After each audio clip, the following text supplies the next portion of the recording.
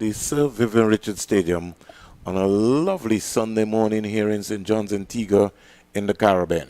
It is the West Indies Women T20 series, and it's match number 3, West Indies A versus Pakistan A. The Pakistan A women team would have won the toss and decided that they're going to bowl first. They're just getting themselves organized in front of the Sir Andy Robertson. And I'm joined by Sylvester Joseph and also Mally Richards. But Sylvester Joseph will open the batting today for this important game. Sylvester, the West Indies making about 3 to 4 changes. New team, almost a brand new team. Yeah, we see 3 changes, and good morning to the viewers, the listeners, wherever you are, and hopefully that today, we can entertain you also with the girls, entertaining with some good cricket. And I must say, happy birthday to you, Springs. You're looking really, I can't say that you look a year older, but you look fresh. You look like you're ready, Springs. You're making Mally laugh after me, you know what I mean? But thank God. Thank you very much to Mally and Sylvester and the entire crew right here. Yes, it's my birthday, and trust me, I give God thanks for another day. But another interesting period of time taking place here. The West Indies just huddling in front of the Sir Andy Roberts end, and so too is the Pakistan team. Yeah, maybe just going through their final paces. I think a couple of players will be receiving their cap this morning, Sylvester. So I think that's like a ceremony is taking place. We see some claps down on the bottom end. So we'll maybe have some new players. You got the team, Sylvester.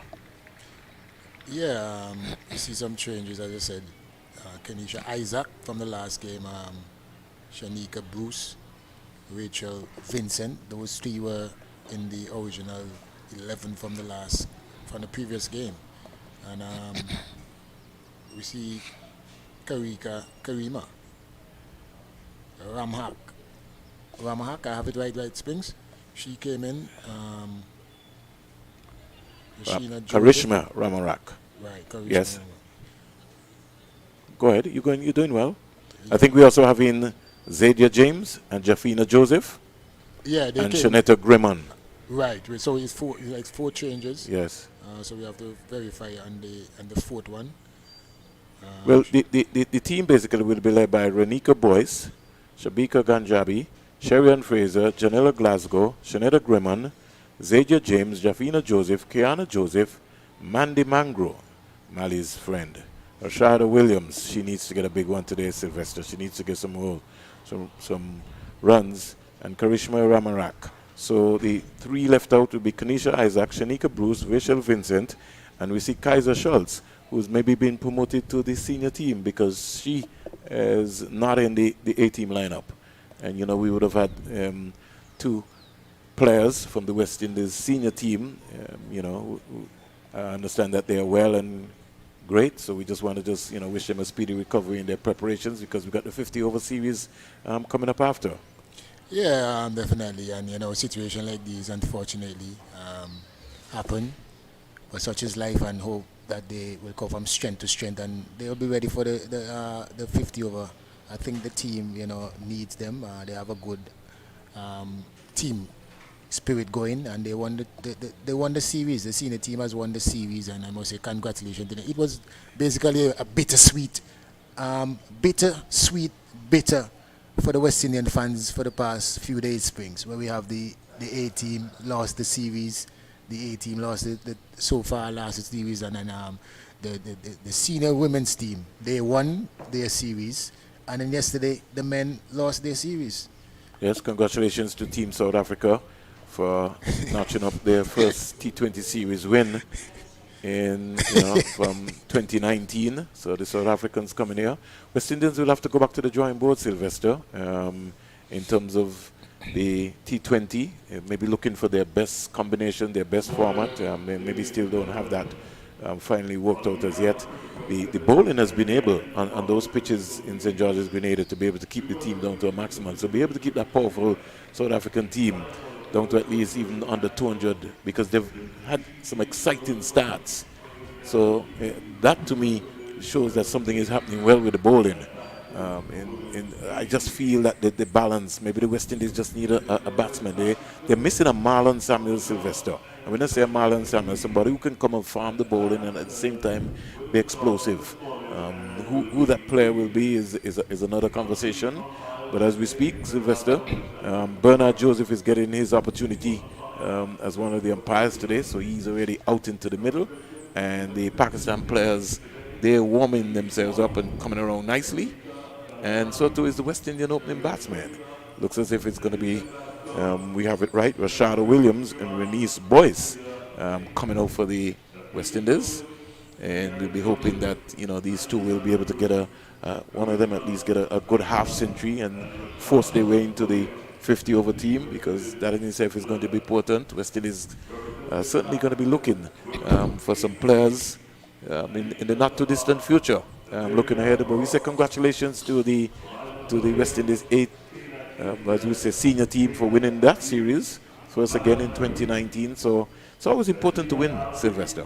Of course, that is the ultimate thing, and I think the fans, and it does well for the confidence also to the team, and it also send a positive message to the 18 players that the senior team is doing well, and if you want to get in that team, you have to come up to a certain standard too. But having said that, also Springs, there are some things that I think that the management staff, coach led by the coach, Courtney Walsh, can learn. I think. There are always things that we can learn and make adjustment as well. I think they have very competent players, experienced players. I think the team is well balanced.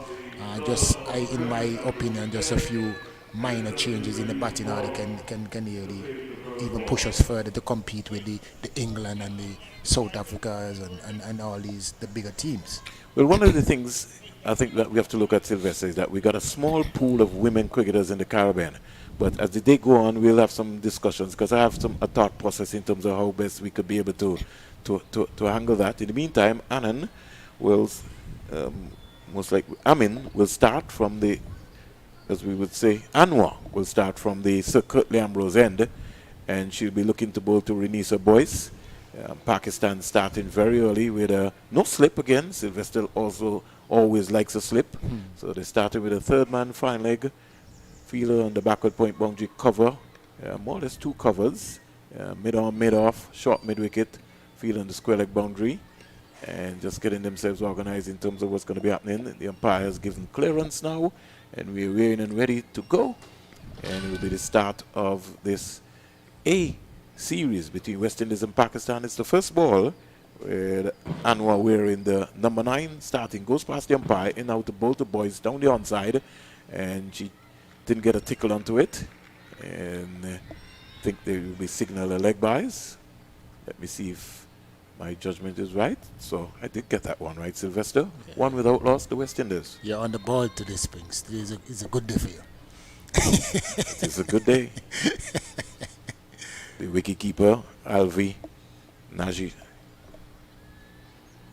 Alvi, kickling around right there. So they've got another new wicketkeeper. Field placing still remains the same as Rashada Williams. She comes into strike. She's looked good.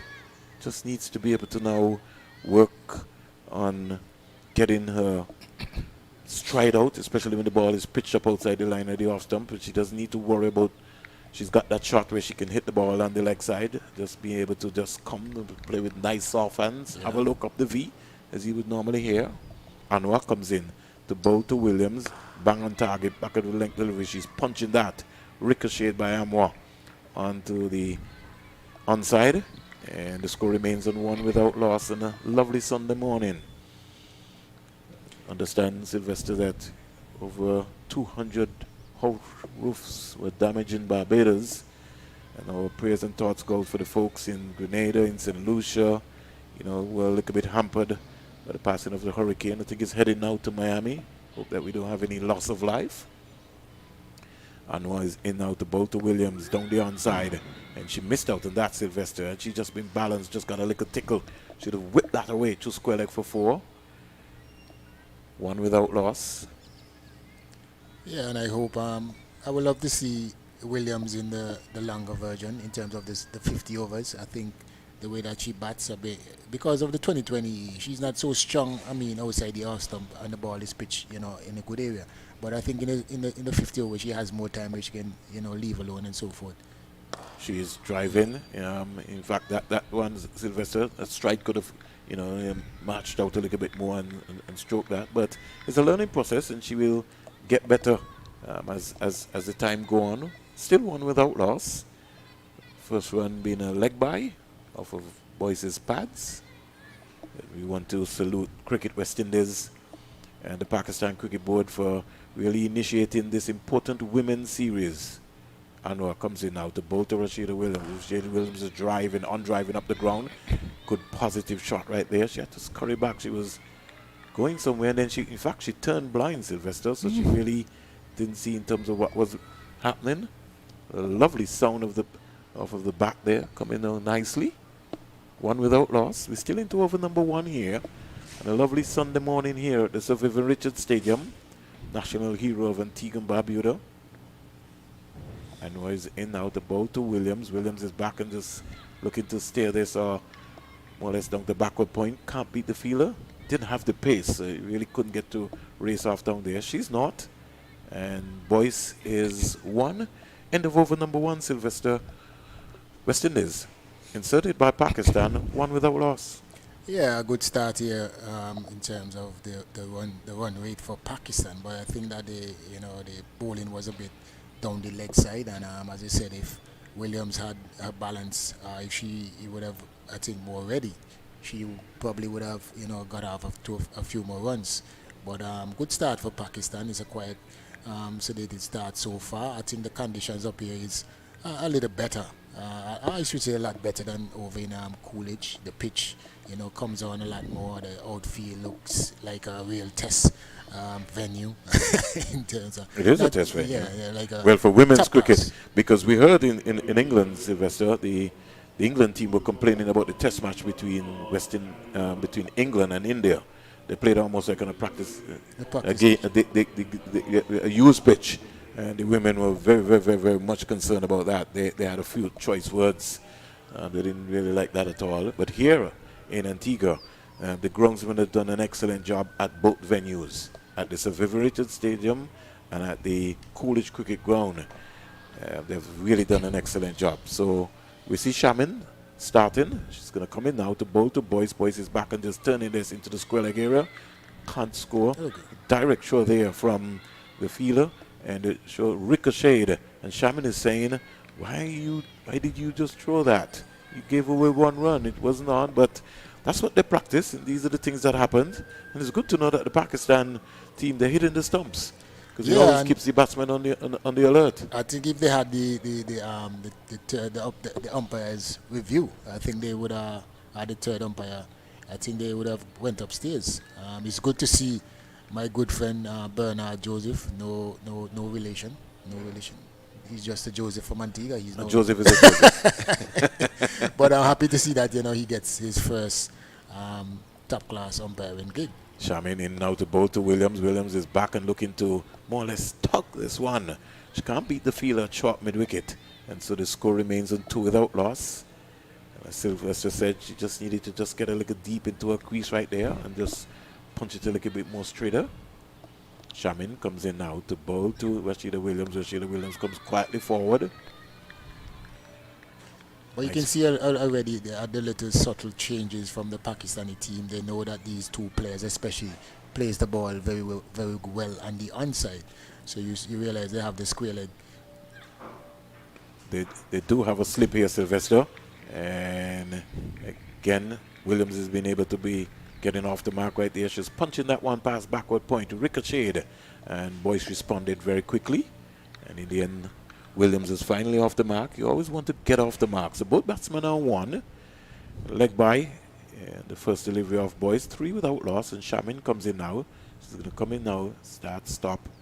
And she really didn't get that one. In fact, Boyce should be 2, Sylvester. Yeah. I think that Boyce should be 2. No, she should be 1 because the first one was a leg by. Yeah.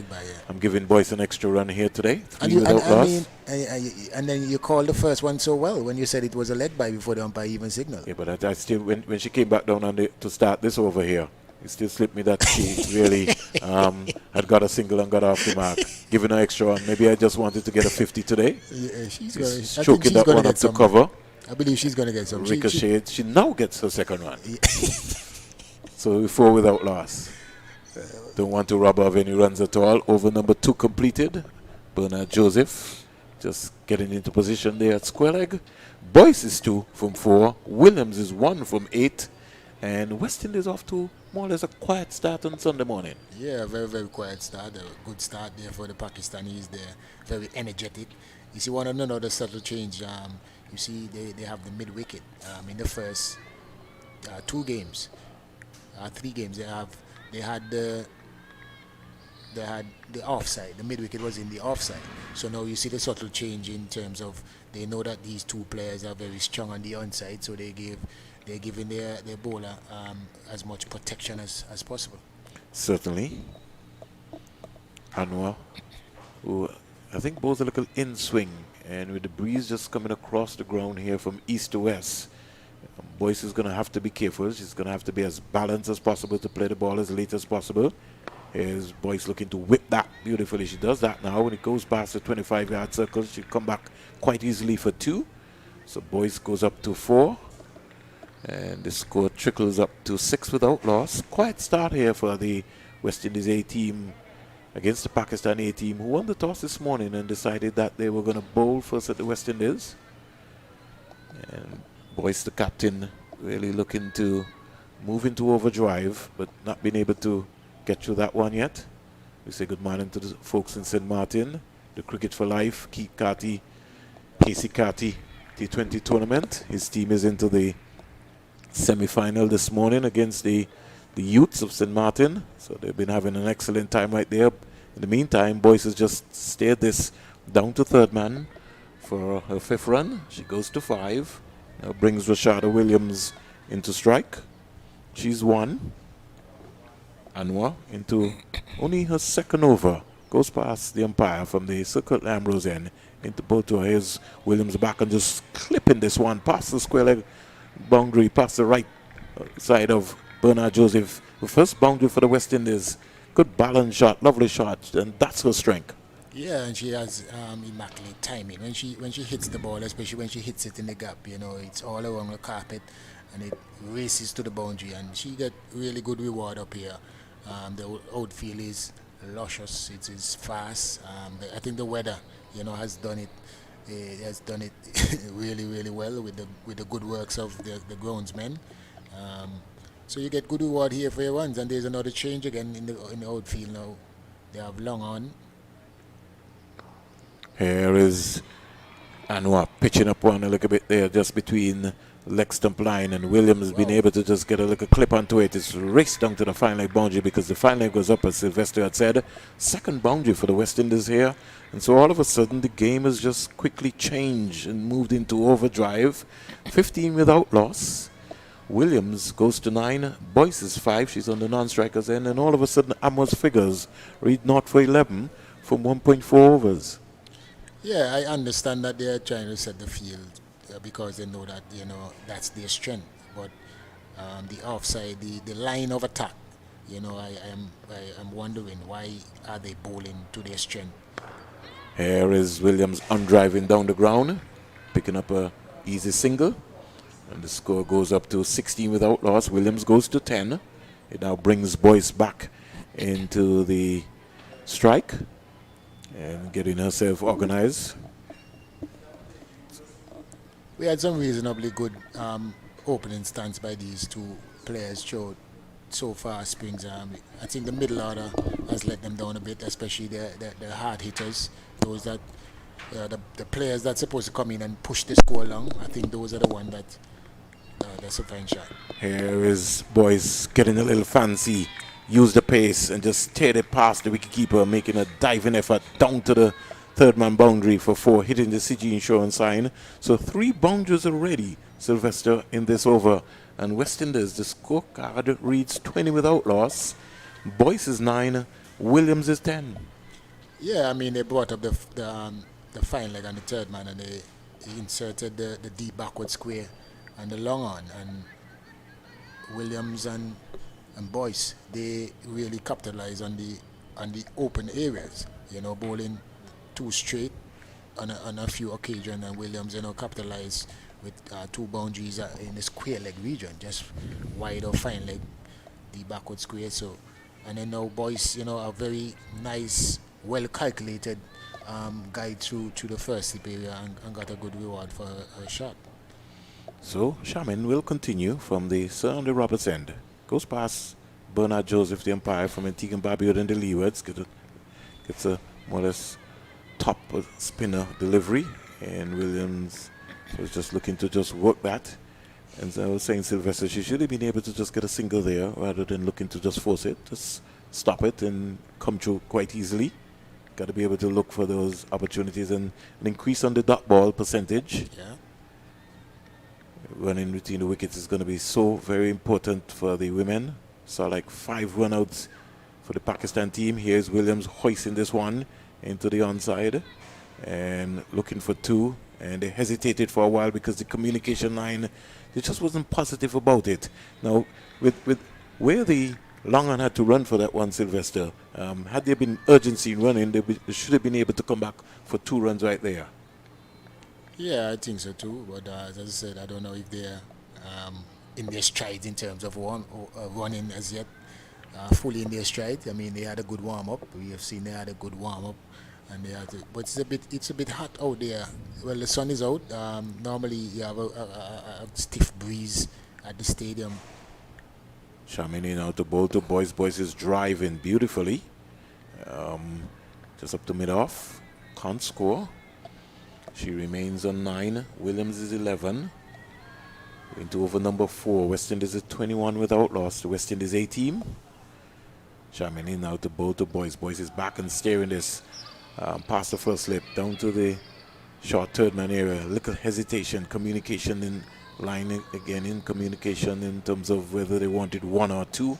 In the end, they just settled for 1. Boyce goes to 10. Williams is 11. She now comes into strike.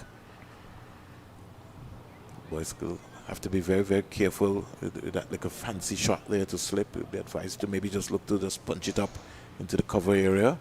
Especially when there is a slip. Yeah. Here's a single onto the onside there by Williams. Williams just needs to just get that right foot inside and just whip that around. She could be able to pick up a couple of runs. Williams goes to 12. Boyce is 10. She comes back into strike. Score is 23 without loss, and will continue. She's in now to bowl to Boyce. Boyce is turning this one around into the fine leg area. Is she going to come back for 2? That's easily 2. A little hesitation again. Williams more or less ball watching. She just needs to get to a crease. And in the end, all is clear. So Boyce picking up 2 runs right there at the end of the over. So over number 4 being completed. The score is 25 without loss. Yeah, another good over. Well, free flying over. You see the scoring rate has picked up a bit. They are scoring a lot more freer, getting the boundaries and also picking up the 1s and 2s. And as I was saying, Springs, I think that these 2, have given them a relatively good start in two of the 3 games so far. To me, it's just the middle order that they need someone to come in and push the pace and keep the momentum going and take it to the next level. And I think Vincent from the last game, that was one of her responsibility, and she never really lived up to that expectation. Well, I think if these 2 bat real deep, Sylvester, we would have seen in the second game had Rashada Williams maybe even just bat maybe another 4 or 5 overs, West Indies comfortably could have won the game. So I think the objective for these 2 would be to really bat as deep as possible, as you were saying. One of them have to bat the entire 20 overs. And if one of them bats the 20 overs, West Indies are going to get a comfortable score quite easily. So that in itself is going to be important. Here is Williams just looking to just turn and just take off and run and really not really watching it. She had to get back into a crease. Tariq starting from the Sir Curtly Ambrose end. Curtly is in fact, had a stint in commentary with the West Indies versus South Africa series, so he's been pretty busy getting himself organized. Morning to you, Sir Curtly. Tariq, always sort of approached by the Pakistan fast bowlers. Bounce out the bowl to Williams is back and wrapping that one into cover, and she's out caught. Leaning back, lazy shot, Sylvester. Really didn't, sort of cramped herself really rather than getting the right foot across and standing up and punch it. It was short, it was there to be hit, but you hit it into the air. And you've always heard from the late Sir Everton Weeks, always hit the ball on the ground, Sylvester Joseph. West Indies losing their first wicket. Williams gone for 12, 25 for 1. Yeah, if I'm not mistaken, I think she got out in the first game exactly in that manner. She played a good. I think she played. The ball was struck with good power, but her placement, she pulled away a bit from the ball, so she couldn't really get it in the gap that she wanted. But I think that similarly to the way that she got out, I think in the first game. That's what I'm talking about. When they bowl the ball on the off stump, just about off stump, I think the batsmen. They found wanting a bit Springs, not getting the gap, playing in such a way that they're not in control, as in if the ball is more straighter to them. And the Pakistani bowlers, I don't know, their plan is maybe they bowl them straight a bit and then give them one a bit wider, but their line of attack is more like middle and leg from what we have seen so far, and they're going fluently. So let's see what happens. Let me see how it goes on from here. Tariq picking up her first wicket. Easy catch to Sohail. And bowls a good quickish delivery to the West Indian player here. Yeah, another change. This is another change in the batting order, Springs. Yes, but we still have not been able to pick the number up, identify the number of the player. That's something that we're trying to work on as we go through the whole scenario. So we wait for a little while just to see the movement. Tariq is in now down the onside. I think that will be signal a wide. 82.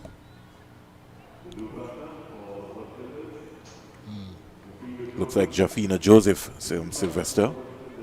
We just picking up the rhythm of the number. We just were able to just slightly see the 82 a little bit on the tender.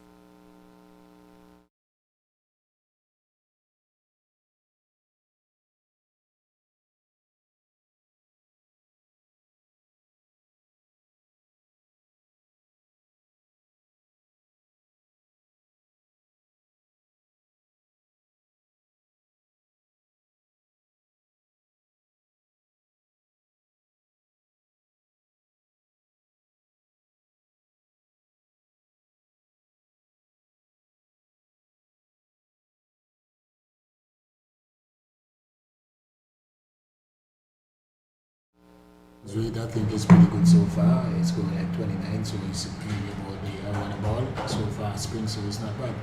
Down the onside, she's pouncing on that and just helped that over the fine leg fielder who's in the 25-yard circle and down to the boundary for 4. And this is what I think Sylvester was talking about. The line that she wants her to be able to bowl. The captain is saying to her, I want you to bowl more or less outside the line of the off stump. If you bowl short, the West Indians are going to hit you away and hit you away very, very, very quickly. Yeah, and Joseph, she came out without a helmet and batting at number 3, and so she looked very comfortable to me playing the faster bowlers, and that was a short one, and she back and swivels and pulled it down, very convincingly for 4 spin. She's a no nonsense player, and I think if she can continue, she looks like the player that can put some impetus in his batting, the way that she's stroking the ball and timing the ball so far. Well, to be able to just help that one out, you keep talking, Sylvester, about the field placing by the Pakistan captain. They still have the short fine leg up, and so more or less they're bowling to a 5-4 field. which means that she's going to have to be very circumspect, can't bowl any short balls at all. She's in out the ball to Joseph, and that had a little bit more juice on it. Sort of rushed the keeper a little bit there for the Pakistan team. Over number 5 completed. The West Indies are 33 for 1. The loss of Rashada Williams for 12. 33 for 1 West Indies at the end of 5. Yeah, that's the length. Every time they bowl, in those areas, just about arse, opposite the arse, the West Indies batters they find difficulty in it to score. So it's baffling to see how the Pakistani bowlers are bowling more middle and leg, and not only that, they score a few boundaries behind square spins. And if you look at the fielder in the deep, she really forward of square to be wicket, instead of the other 3 boundaries and all of them are behind square. So the action continues right here at the Survivoritas Stadium, where the Chamin continuing into a third over. Just bowled a nice line there to Boyce, who just missed it completely. Boyce goes down into her stance. Chamin in out the ball to Boyce. Boyce comes easily forward. There's a little ease on it. Just like her to just lean into that, Sylvester, and just push that to the covers. Yeah, like she was played a shot on the move. She wasn't really balanced to get the power and the timing and placement. Coming in out the ball to Boyce. Boyce is beaten up with a beauty. That really subtle change that Mali keeps talking about there from the Pakistan spinners. And they bowl in a particular line, like Sylvester keeps saying all the time, just down that line of the off stump. That's what they're working on. You could see it, trying to force the West Indians to do something else different. Here is Boyce going across the line of the ball to try to sweep it, but really didn't come down convincing enough for that. Just needs to just look up the gap. Just look up the V. It's very, very important, especially when you're playing spinners. Don't need to try to go across the line. Just keep looking up the V. Once it comes above your eye line, get that back face coming down nice and straight. Chamin comes into the boat.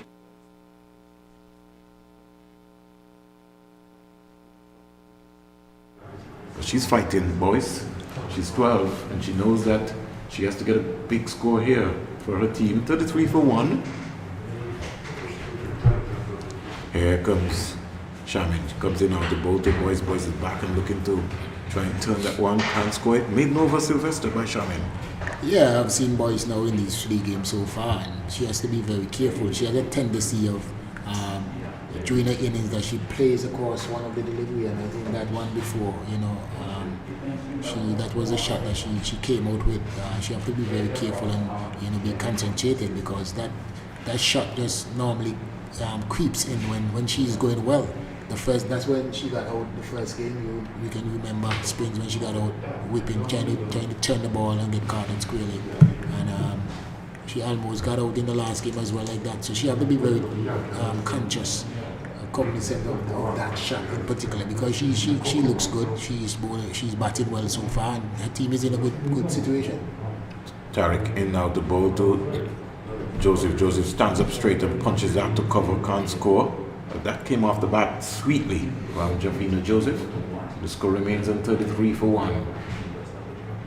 Just see that she's well built and compact. She looks like a power pack player, Spring. So she's hitting the ball nicely. She has good balance. Yes, so I think that she can stay focused and wait on the balls to bowl in her area. We break for a while. Here is Joseph coming again quietly forward. Again, she can't score. Another dot ball. It's all adding up here.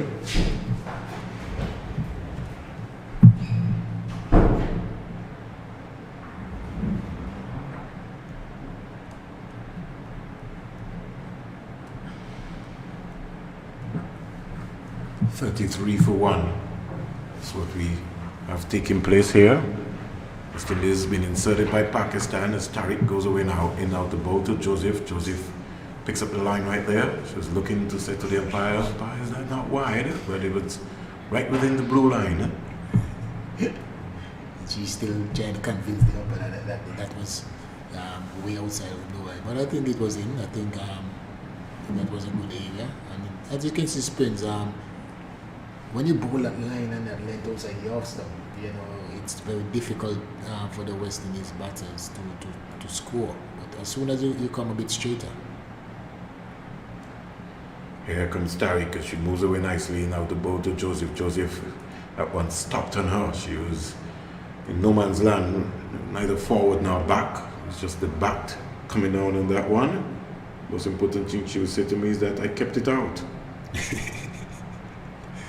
She lives to fight another delivery. Another day. 33 for 1. Looks as if Tariq could be on her way to bowl the second. Tariq is in now to bowl to Joseph. Joseph again playing around the line of that ball right there. And left foot just needed to come out to the pitch of that ball. She was caught almost on the crease, and that was tailoring into between the middle and off stump area.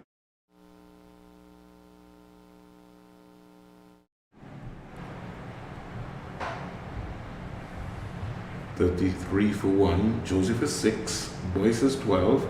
The current run rate is 4.83. Tariq, the wicket taker for the Pakistan team, into a second over, 1 for 8. Comes in now to bowl to Joseph. Into bowl to Joseph. Joseph is driving, lost her shape there. And so the second maiden Sylvester in a row. And the West Indians just a little bit under a little bit of pressure at the end of over number 7. Yeah, I mean, Spence is not, it's, to be honest, it's not rocket science. If you bowl that ball in that area, that is what the off spinner is doing. Shamin is just bowling the ball just outside the off stump. Now and then she comes a little closer. That's when they look to play the ball on the onside. But most often than not, she's bowling that very good line and length over just about off stump and going away from them, and they find it very, very difficult to score. 7 overs bowled so far. The West Indies are 33 for 1. Joseph is 6. Boyce, the captain, is 12. She comes into strike right now. In the meantime, Tariq has bowled 2 overs, 1 maiden, 1 for 8. And Shamin also bowled a maiden in the last over. So things have been picking up right here. The West Indies been pressured more or less by the Pakistan bowling lineup. Nazir now comes into strike. She starts very well from the Sir Andy Roberts end. And she starts with a dot ball. Yeah, so that 13 dot balls in a row this week. Yes. In a T20 game. Got to be able to get the rotation of the strike and pick the singles up. Here comes Nazir. Just taking her time, thinking about it, looking at the target. She comes in now to bowl to Boyce. White ball, and Boyce is back and just getting a outside edge, racing down to third man, and so the pressure is eased off. That was wide by Nazir, and Boyce really saw it, eyes opened up, was able to get 2 runs, something that she really needed for a period of time. Score goes up to 35 for 1, and Boyce goes to 14. Indeed, and that one was a bit wider, and she got an outside edge, trying to cut the ball to cover the point. If you notice now, they're really going to bowl that outside the also line of attack. They brought the field in from square leg and have them short five chairman, sorry.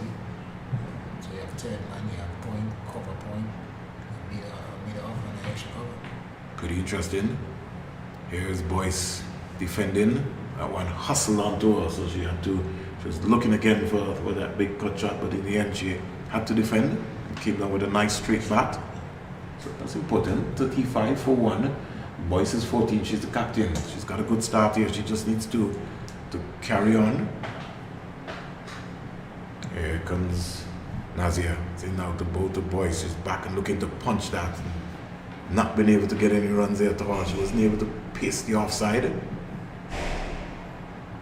one thing about these Pakistan spinners, Sylvester, they get into the overs very quickly. 4 deliveries have been bowled so far by Nazir in this over. So they're really not giving the West Indians any chance at all. And they're hustling them. And West Indies maybe have to just try and just slow them down a little bit.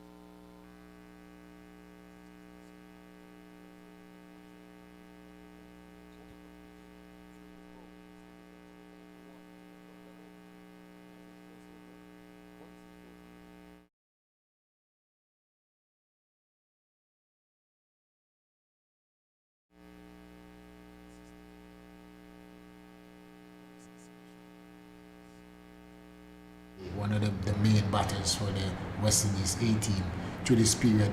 She needs to fight it out. You know, don't get frustrated and just give it away. I think, as I said, you know, in games such as these and these situations will occur. But if you stay strong, you know, maybe you get a good shot and things start to move for you again, you know. So you just have to stay fighting with it and go through this period. And who's best to do that but the captain? Certainly. Here is Joseph playing a naughty shot right there. No movement of the feet, just the hands really just coming through. And just missed that. We just needed to just come back and across with that length there. Good length delivery and just open the face of the bat and steer it down to third man. She's just guilty of just the hands going, not the feet really moving. Tariq is working up a little bit of a pace here, Sylvester. This is a third over, 1 for 8. I think Tariq now has her bearings right from the last maybe 8 to 10 deliveries. You can see that she's hitting the required area that the captain was asking her to do. Pitched up again, Joseph driving but can't beat. Pierce the field of the offside. The score remains on 35 for 1. With number 9. Quiet period of play here at the Survivor Stadium on this lovely Christian Sunday morning. Folks may be hustling, going to church. Things have been relaxed a little bit now, so folks can physically go back to church. There's still some virtual churches still taking place. Target now to bow to Joseph, and Joseph is beating all ends up. There's a peel for a leg before, but that beat her up. Good take there by Ali, the wicketkeeper for Pakistan. Looks a little tall today, Sylvester. Well, we have a different one today. She's much. We have a tall wicketkeeper today, not a short one. Yeah. I guess she's the tallest, you know, from both teams in terms of. I'm talking about the Pakistan A team and the senior team. So she's the tallest of the three. So they right. Also looks a little bit tall to Javier off. Just right here mid-off. Yeah. Here is the delivery between middle and leg, and Joseph just turning this down to the fine leg area. He's kept her balance there. She goes up to 7 and the score goes up to 36 for 1. And Tariq is upset with herself in terms of that line there.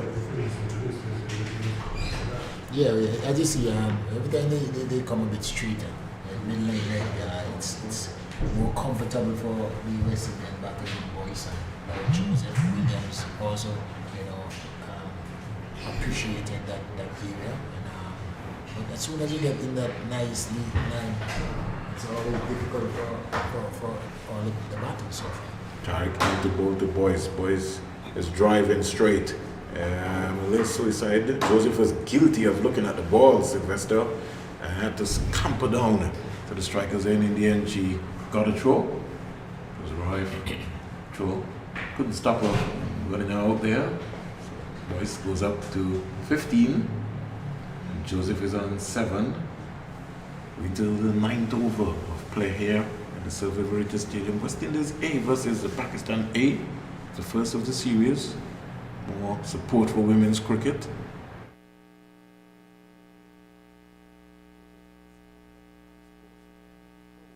And the West Indies are 37 for 1. Indeed, very, very good period here again from Pakistan. The areas, they are suffocating. They are suffocating the West Indian pair in Joseph and Boyce. But I think that they have to press through. These two seems to me like they can, you know, get the ball going. But they have to fight through this period, because I think it might be a little more difficult, you know, for the new batter to come in. So it's best these two, you know, stay and, you know, maneuver and fight as much as possible until but I think they're getting a few short deliveries outside the offside space, but they're not finding the gap, and that is creating the pressure even more. Boyce is on 15, and she'll now get a delivery into the 10th over. She's on driving down to long run, so that's a good positive single there. Score goes up to 38 for 1, 38 for 1. Nazir starting from the Son Andy Roberts end.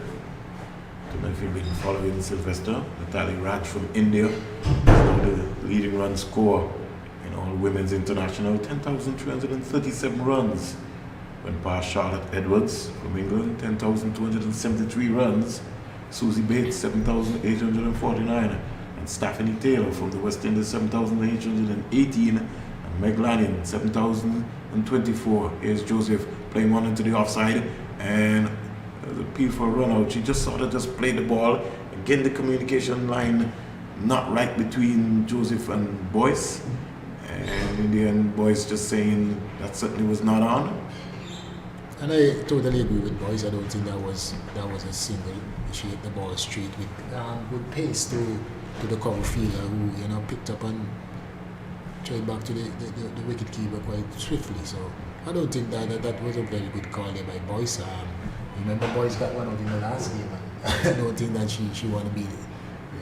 But the intent by Joseph wasn't bad, Sylvester, because she was looking to put the Pakistan fielders under some pressure, especially in the 25-yard circle. So I like the intent. So that's all right. At least she's thinking about getting a single. Right. Here's Joseph getting a little bit confused. She's talking to herself. She wants to do well. 7 from 17. Boys 16 from 24. The West Indies in the 10th over, the 38 for 1. Here comes Nazia into a second over. Not for 3 so far. She starts. She goes past Bernard Joseph. And now to bowl to Joseph. Joseph again getting a little bit frustrated. And you could see that Sylvester. She can't score. And he's not coming in her area where she really wants it, where she could be able to go for it. So she's going to have to try and work that out. So we can see in terms of what's going to be happening. What's going to be the approach. Nazia is going to come in now quietly, and she's going to try and bowl to Joseph. Joseph is back and slapping that just past backward point. Will pick up and get a couple of runs, and quite easily she get 2 runs. So just a bit of freedom in terms of the landscape. Sylvester should be able to get that one off. Score goes up to 40 for 1. 40 for 1. Wearing the number 82, Jafina Joseph. Wait for Nazia. Nazia is going to come up now to bowl to Joseph. She's coming down the track and just slaps it a little bit past the fielder at cover, who sort of slipped and went into the wrong direction, and they got an easy single. So 10 overs completed, 41 for 1. Boyce is 16, Joseph is 10, and the West Indies have to be inserted by Pakistan. They're 41 for 1. As I say, thanks to Sylvester Joseph for his first stint. He'll be joined very quickly by Mali Richards, who's stepping into the hot seat. Nazia's first 2 overs, of course, some 6 runs. It's a cold seat today. It's a cold seat. Yes. Well, at least you brought your jacket. I'm prepared. I'm always in long sleeve because I know once I'm coming to the Sir Vivian Richards Stadium in the Coolidge Cricket Ground, you have to put on your long sleeve. 41 for 1. Good morning to you again, Mali. Good morning to you, Brad, and good morning to all the listeners in the region and around the world. It's been an exciting day here. West Indies stifled by the Pakistan bowling attack so far, Mali. Yeah, really struggling at this point in time to rotate the strike, and we could see after the power play the Windies were on 33, and since then 5 overs, only managed to score another 7 runs. Tariq comes in now to bowl to Joseph. Joseph is playing around the line of the delivery right there. No sort of feet movement, looking to try to either just get a single, but she didn't get in line at all there. Mali? Yeah, 8 runs actually, score on 41 for 1. Joseph started well, looked quite positive with her intent, but she's just struggled to put away a few bad balls and rotate the strike as she'd like. Joseph is 10. And Tariq working up some pace here. She's into her 4th over. She's already bowled a maiden shot delivery. Wow. And she's decided that's got some gas. I think that was harsh. That was pretty harsh. And one of the things about that is that I thought that was a good bounce. It was a very good bouncer. We saw from Tariq in the first game, she worked up a bit of pace and she wasn't scared to bowl those short deliveries. And when I saw Joseph come out without a helmet, I thought Tariq would have been saying to herself, yeah, she's going to probably try and put a few up her nose, and on that occasion she has. But I think it's a harsh decision there by the umpire.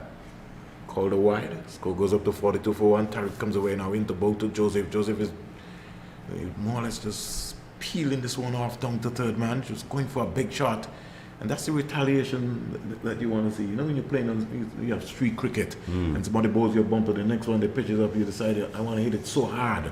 And you get whiff as well, you know. Of course. They would say, a good offer. That's a good offer there from Joseph. But her execution has to get better as her innings progresses here. Windies behind the 8 ball, 10.2 overs, only 9.4 remaining. Need to get runs on the board, and quickly. Boyce is 16, waits for Tariq into bowl to Boyce. Boyce is again playing around the line of the ball, a little miscommunication there. And Boyce is scrabbling to get home, overthrow in the end. They're going to come back for 2 quite easily. Communication line just needs to open. And I think as they get better in their game awareness, where they just, you know, if you look at the Pakistan women's team, you could just really see them as just eye contact and they're gone. The West Indians, a little hesitation. They've maybe not been together enough. You have to trust each other. You have to know when your partner says, yes, you're gone, you're backing up. That trust has to be there, though. Or else, as we've seen, major problems. Boyce is 18, Tariq out the ball to Boyce. Boyce is playing a shot that she certainly don't need to play because she's a much better player than that. She's going across the line of the ball and she's rehearsing it. And I think she'd be better to just drive it onto the offside. She's a lovely player when she plays into that area. And we've been saying it all series, you know, Pakistan have continued with this ring field, especially on the offside. No boundary riders, and they bowl the ball at times outside that off stump, allowing the batsmen to free their arms. But the Windies batters have been looking to go across the line rather than holding their shape and hitting the ball through the offside. Here comes Tariq as she bungs him out the ball to Boyce. Down the onside. I think we'll get a leg by there. It was a peel for a leg before. I think the umpire said earlier clock not out. Tariq working up some pace here. Mali? Yeah, she's just continued what we've seen her do from game 1. The wicket's actually looking like it's playing quite nice. Even when the spinners are on, no real big turn or bounce or anything. I think the Windies batters just today are struggling with their intent. And when I say intent, I don't mean just swinging wildly. I mean running hard and looking to push the ball in gaps. Tariq into ball to Joseph. Joseph has got to defend the length delivery, can't score.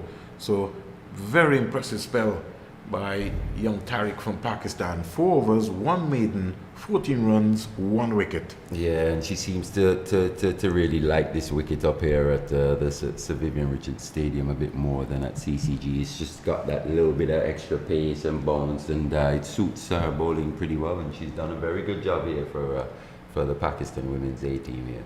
For the tracks here at the Sir Vivian Richards Stadium at the end of over number 11, where the West Indies are 46 for 1, Boyce is 18, Joseph is 11, they're a lot harder. Yeah, you can tell just by the coloration. It's not quite as dark. You can tell that there's not as much moisture possibly in the wickets, and they're holding together really well, and they look pretty beautiful from our vantage point. Excellent work by the groundsman here again, and we can't compliment them, especially in a hurricane season, to be able to have to deal with, you know, pulling off of the covers here at Coolidge and at Sir Vivian Richards Stadium. Over number 11, over number 12 starts. Yeah, but Nazir as well. Talk about the job she's done, you know, playing, coming into the team today, and 2.1 overs, 6 runs, only going at an economy rate of 2.8 thus far. Here is Boyce looking to just use her feet and just chipping this onto the leg side, thinking about 2, certainly not on. And early o'clock, Boyce has already just turned her back and said, I'm not interested to thinking about coming for that 2. Boyce just getting a little frustrated. You can tell by her body language. You know, 19 from 29, she wants to get on with it, but this is a learning experience for her. She'll get better. I think she's going to be, in the next couple of years, the next superstar for the West Indies. So this is the sort of level preparedness that you would need. Nazir is going to come in now to bowl to Joseph. Where's Joseph going? She's going for a big heave, and it's not there. It's a subtle changes. It just come down very quickly on her. She saw it above her eye line, and by the time she looked, it was quickly onto her. Yeah, and you were talking about Boyce, just previous delivery. I think it's a different type of innings for her today. We've seen her be quite fluent at the start of her innings. It's just a different type of innings, and like you say, it's all a learning experience. Joseph down to the straight and punches that onto the offside. A little suicide at the cover fielder picked that up. She maybe could have been in trouble, but in the end, everything was safe. Joseph to 12, score goes up to 48 for 1. Boyce is 19 from 29. She now comes back into strike. The current run rate is 4.11. And Nazir is into a third over, not for 8 so far. This has been a beautiful spell so far by Nazir. Oh, that's for sure. But Boyce is the key here, Vern, for the Windies batting lineup. Nazir in the ball to Boyce is just working this into the leg side. The short middleweight fielder had to come around and just go outside of the 25-yard circle to pick this up very quickly. So Boyce goes to 20, now brings Joseph back into strike. And Nazir, we can't emphasize her spell so far here. Yeah, very good job not bowling any bad deliveries thus far, and putting the West Indies batters under pressure. Here is Joseph winding up, but he don't have the pace on it, and she was really not really leaning into it. She was more or less going for a massive expensive drive. So Nazir's third over comes to an end, not for 10. The end of over number 12. West Indies are 50. 160 in, what did I say there? In about the, I think it would have been the 12th over, as they got a 50-50 for 1. And quiet start after 12 overs. The next 8 overs, we're talking about 48 deliveries. They need to get anywhere close to 100, 110, Mali. Yeah, if they're going to be in this game. The 6 overs since the end of the power play is the Pakistan bowlers have been really frugal, really tight, really restricting the West Indian batters from really rotating the strike the way they would have liked. Just to pick up on something Sylvester said earlier, though, Boyce is absolutely key in this situation. She's pretty experienced. We've seen from the 2 previous games how technically proficient she is, and in this situation, from what we've seen before, with what's to come, she has to pretty much bat through. Here is Joseph, and there was a appeal for a run out, and I think had that been on target, Sylvester, Boyce would have been run out. Yeah. Joseph just sort of just hit the ball to cover and just took off. Imtiaz is the new bowler who's just come in, and got to be very, very careful. The communication line and the running, you got to just pace yourself when you're hitting the ball. You got to play with nice, soft hands. You can't go hard all the time. And it sounds good, but just drop it with your top hand and look for a single. Had that throw been accurate, Boyce would have been in trouble. Imtiaz comes in out to bowl to Boyce. Boyce is back and looking to stay that down to backward point, can't score. Yeah, just that batsmanship, as they continue their careers in international cricket, they'll understand it. They'll watch more. They'll have the experience of going up against better international players and seeing how they go about it up close and personal. Here's Boyce just more or less tugging this one down to long on, getting an easy single. She goes up to 21 and the score goes up to 52 for 1. Well, if we follow in the pattern, Mali, of the West Indies men's team, we realize from over number 7 to 14, the West Indies are struggling in the T20 game, and maybe that's why they don't maybe need to look around and say, hey, who's that player that we need during this period of time? Here is Joseph more or less looking to tap this one again, getting it down to the short finding fielder, getting a single. So Joseph goes to 15, Boyce is on 21, she comes back into strike. Cricket is cricket, Mali. Yeah. And it doesn't matter whether it's 10-10, T20, 5 overs, 50 over, 40 overs or whatever. You have to respect the game. And you have to have a rotation of the strike. And I find that sometimes when we're playing the shorter version of the game, we feel that we don't need to run singles. Yeah. And that is the real major problem. Imtiaz in now to bowl to Boyce. Boyce is clipping this one into the middle area. A valiant effort there from the mid-wicket fielder. Desperately needed for there by the Yeah, and Windies. in the end, Boyce picking up a boundary. She just missed it out for a while, but she looked like she made her mind up, Sylvester. Mali, Yep. that she was going to go at that one. She goes to 25, scores 57 for one. Well, that's what pressure does, you know. Something had to give at some point. She was trying to also find her little gaps, but she hasn't been doing that either. So on that occasion, she got the length that she was looking for, and she went across the line targeting the small boundary, and the Pakistan fielder couldn't come up with the catch. I don't think there's any small boundaries here, Mali. Or the smaller boundary. Well, smaller side, the easier side in terms of the wind. You know, people target the side that's more downhill over to the west. 58 for one. Boyce is 26, Joseph is 15, 13 overs bowled so far. Yeah, just to pick up on your point as well about the Windies, not to go into selection too much. I mean, the Windies men's team, the shorter version of the game, and over 7 to 14. I think it's not so much personnel, but mindset. The player that we need in that situation is already in that team. Be it a Puran, be it a whoever, they possess. Yeah, they possess the skills to play the way that's required, but it just hasn't happened at this point in time. I think it needs a reset of the mindset in terms of six hitting. It can't just all be about six hitting. You know, some sort of rotation and real batsmanship, playing good cricket strokes.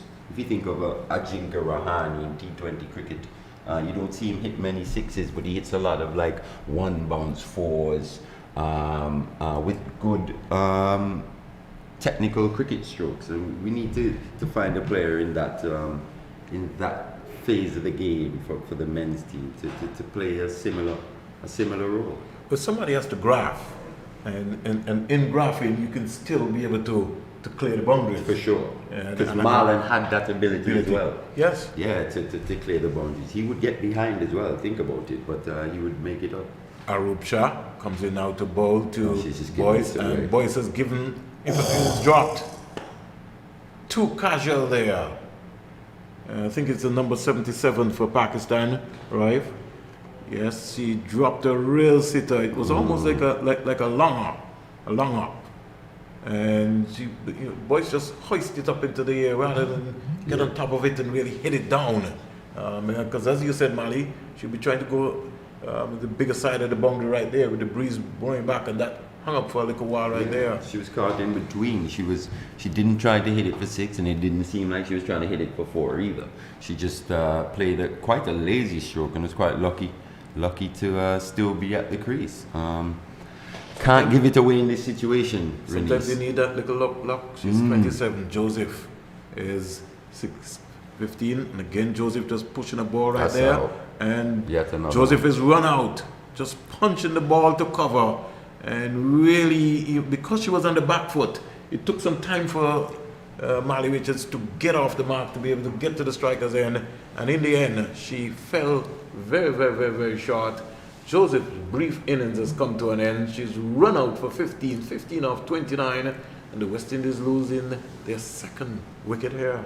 Yeah, 59 for 1. Yet another run out here in this series. And you can tell that's going to be a real point of where both teams will have to really, it's an aspect of their game they'll have to work on. The communication has been, I wouldn't want to say poor, but it's left a lot to be desired. And with the new batter coming in now,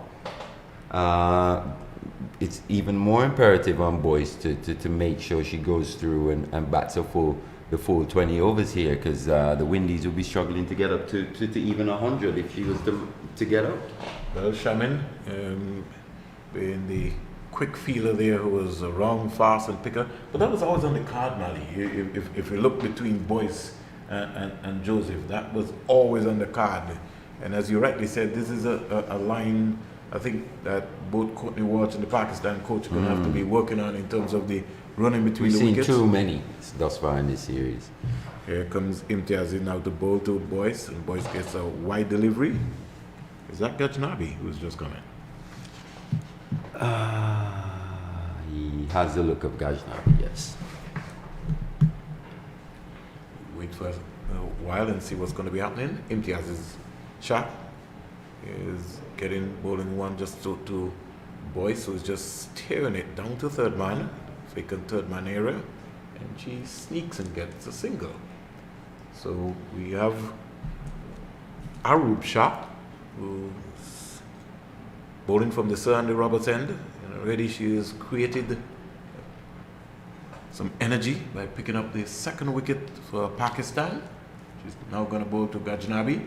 Bernard Joseph just giving the indication that she's coming over the wicket to Gajnabi. Gajnabi already has taken her guard. Boyce is 28 from 37. Gajnabi will now take her first delivery. Like her approach, she looks like she's going to also be a good-looking cricketer. Gajnabi shy into bowl to Gajnabi, and she's just firing a big, massive square drive. A square cut, missed it completely. She's just coming. I like her as well. A multi-dimensional cricketer, contributes in all three disciplines: batting, bowling, and fielding, along with a manly Mangu. Quite impressive, to be honest. Here is Gajnabi just cramping herself there for a delivery from Shah. Can't score. So over number 13. 14 completed. The score is now 60 for 2. 60 for 2 over number 14 completed. And the West Indies more or less just, I don't want to say losing their way, but just inching along. It's hard work scoring runs here today for this 18 batting lineup. The silver lining though is the fact that Renice Boyce is still at the crease. With the ability that we've seen thus far, even though today I'd say she's looked less positive. Her intent hasn't been as she doesn't look as intent as she looked the other day, but she's still at the crease, and with her there, Windies can possibly get up to this to 100 or even a little above it.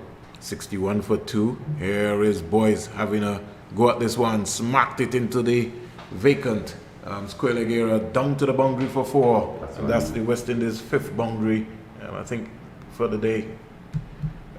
Boyce been able to get to free her arms up very quickly. She goes to 32 and the score goes up to 65 for 2. 65 for 2. Imtiaz just offline and playing into Boyce's strength. Yeah, and as these girls play more international cricket as well, they'll realize just how important the power play is. Those 6 overs where you're only allowed two fielders outside the boundary.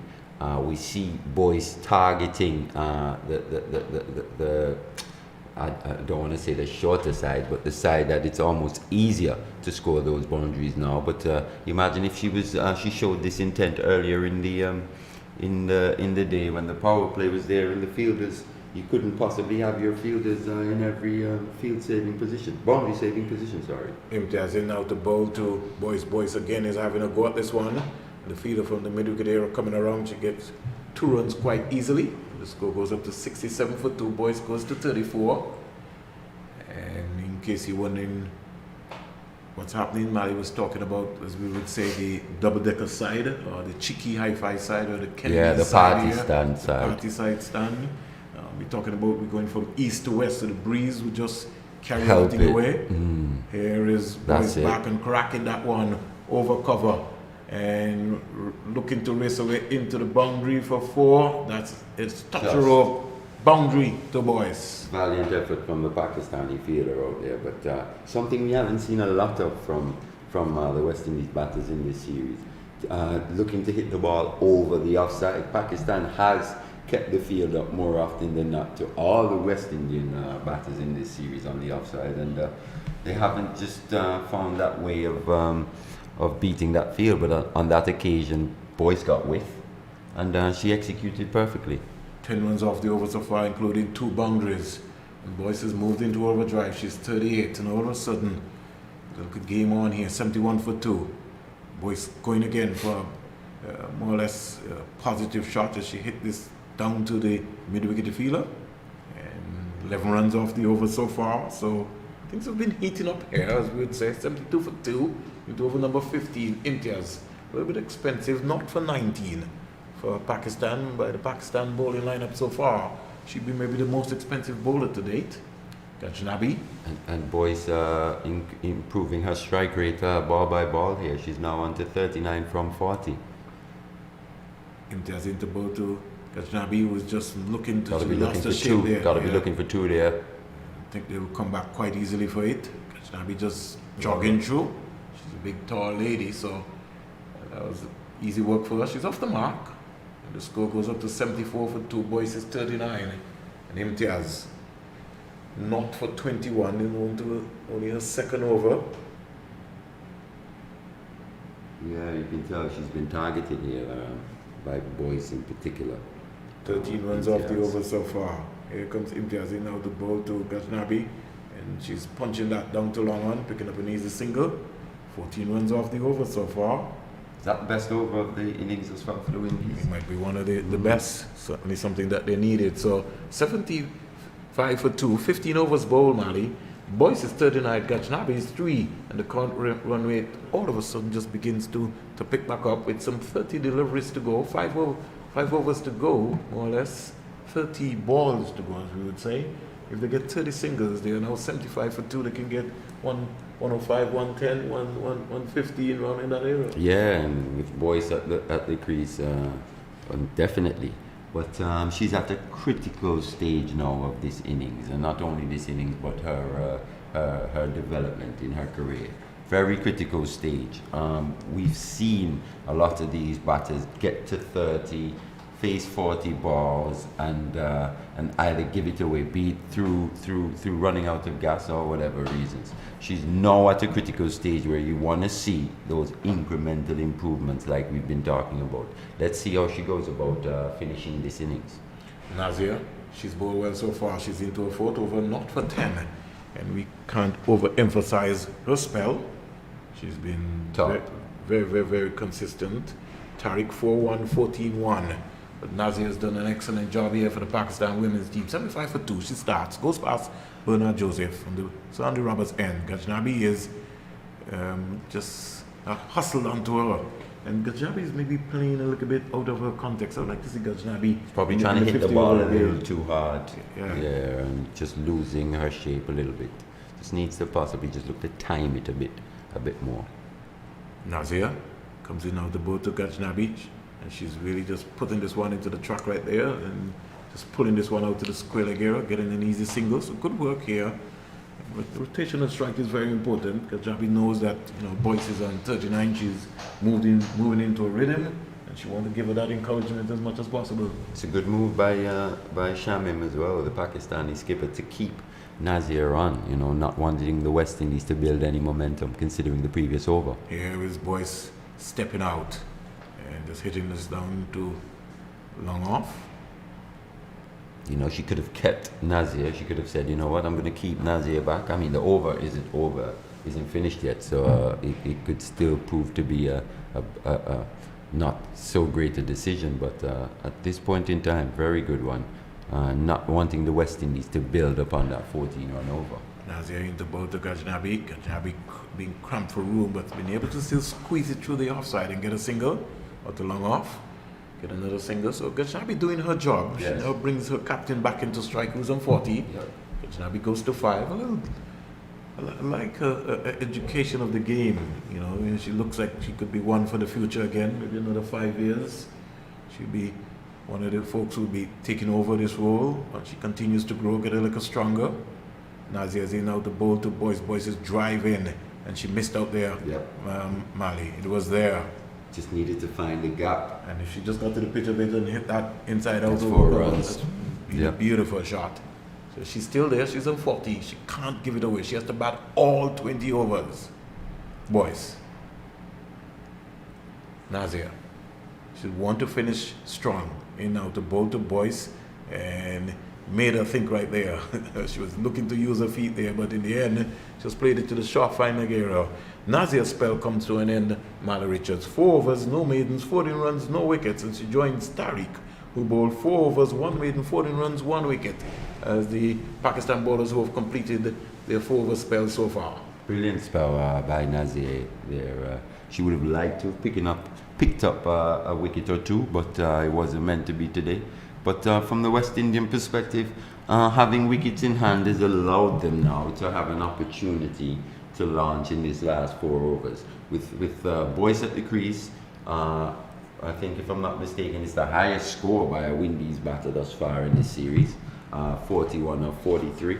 And she's got to be looking to push on and possibly make her get to a half century or even better. But with 24 deliveries left and Windies 79 to 2, I think they could.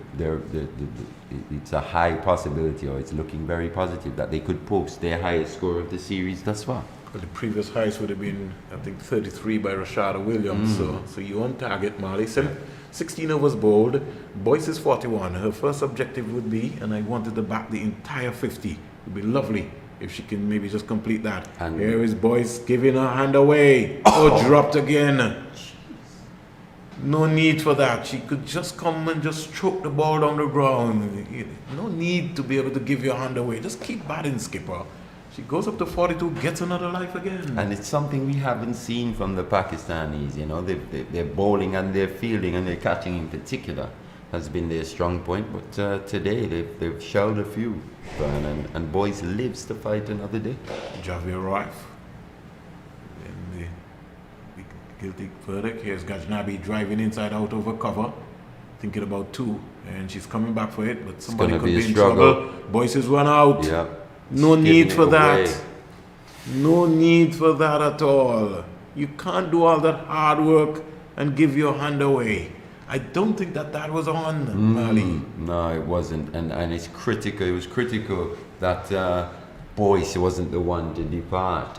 If there was going to be a sacrifice of a wicket on that occasion, you'd have thought that possibly it would have been Shabika Gajnabi. But on that occasion, Boyce once again, I think it's the second time she's been run out, consecutive games. In fact, there's a communication line in Mali. Yeah. No. Yeah, she just not because Gajnabi says 2, you mean that you come. You're the captain. No.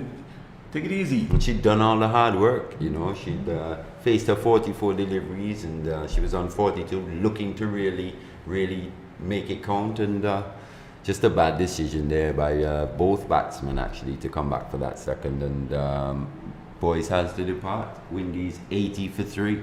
And just like that, new batter in, it's going to be tough for the Windies to post a competitive total.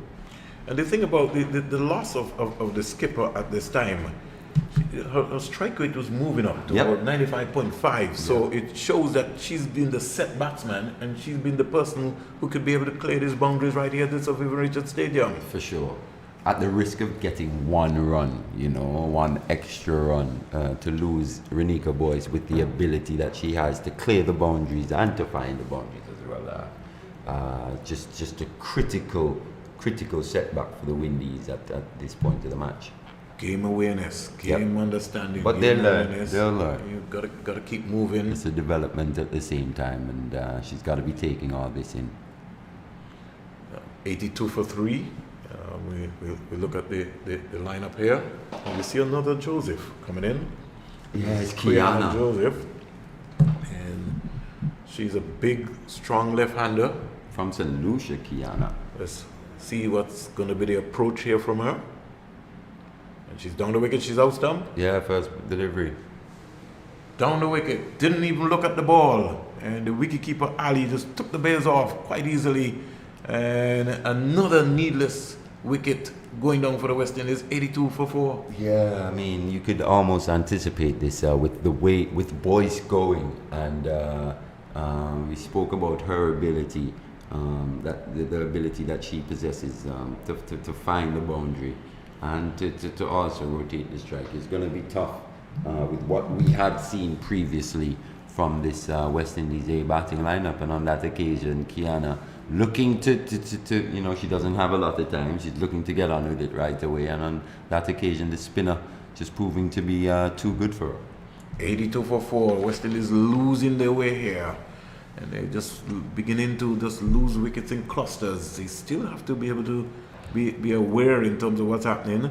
Now, I know that they sent Joseph maybe to get some fireworks, but Mangro to me would have been maybe a better option in terms of what's happening. Mangro's now come out now.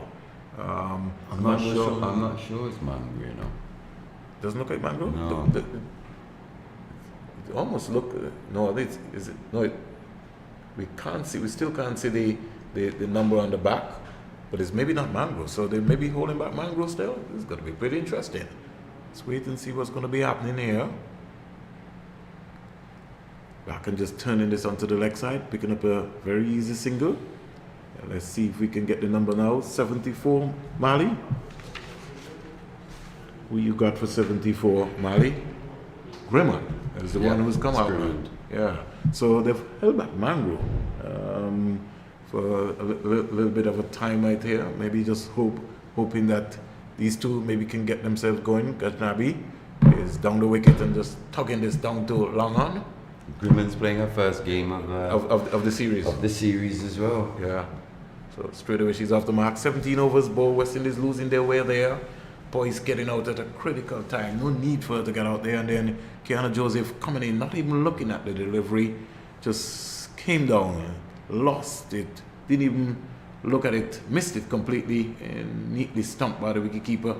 84 for 4. Ghaznavi is 8. Grimman is 1. And the current run rate goes down now to 4.94. Yeah, Shanita Grimman playing her first game, like we said previously, hailing from Guyana. Right-hand bowler and right-hand batsman. So right-hand batter. So let's hope she can provide the impetus that's needed for the Windies in this situation. Shamin, she's into her 4th over, not for 8. She's bowled beautifully so far. She's in now to bowl to Gajnabi. Gajnabi can't score, and for the simple reason because she's cramped for room. Yeah, and spinners here from Pakistan just picking up where Nazir left off. Shamim. Here is Gajnabi hitting this down to long on, picking up a very easy single. Important to know, Mali, that we had 2 maidens for the day. Shamin bowled 1. Consecutive maidens as well. And Tariq bowled 1. Yeah, Sylvester noted that. 13 consecutive deliveries in the T20. I think that's something that the management staff, coaching staff will have a look and really talk about at the end of this series. Shamin has also picked up 2 wickets so far. Look like we can have another wicket. Yep. Another run out. Here's the communication line. Grimman, that was not a single. You know, where was Gajnabi going? Gajnabi, you know, that was the problem there. She was just hit and Gajnabi was off. Gotta be able to no need to be able to give her hands away at all. 85 for 5. Not looking good at all, Mali. Yeah, the importance of Renee's Boyce just being highlighted there. The quick loss of those 2 wickets, Vernon. It was absolutely critical for her to be there and almost farm the strike and be the experienced head at the other end, while the others would just come and support her. But yeah, it wasn't meant to be, and we're seeing the effect of the captain going at the stage in which he went. But it's a development series, Vernon. A lot of players here are also a few players are getting their first opportunities at this level. So it's just a valuable cricket part of their cricketing education, as we said before. So we got a new player coming out here for the West Indies women team. Let's see if we can be able to get to see the number. It's Sherry-Ann Fraser. Sure. So Mali has picked that up very quickly. Yeah. Fraser. Let's see what sort of approach she's gonna take to Shamin. And she's shown her intention earlier o'clock that she's going for the fences. Yeah.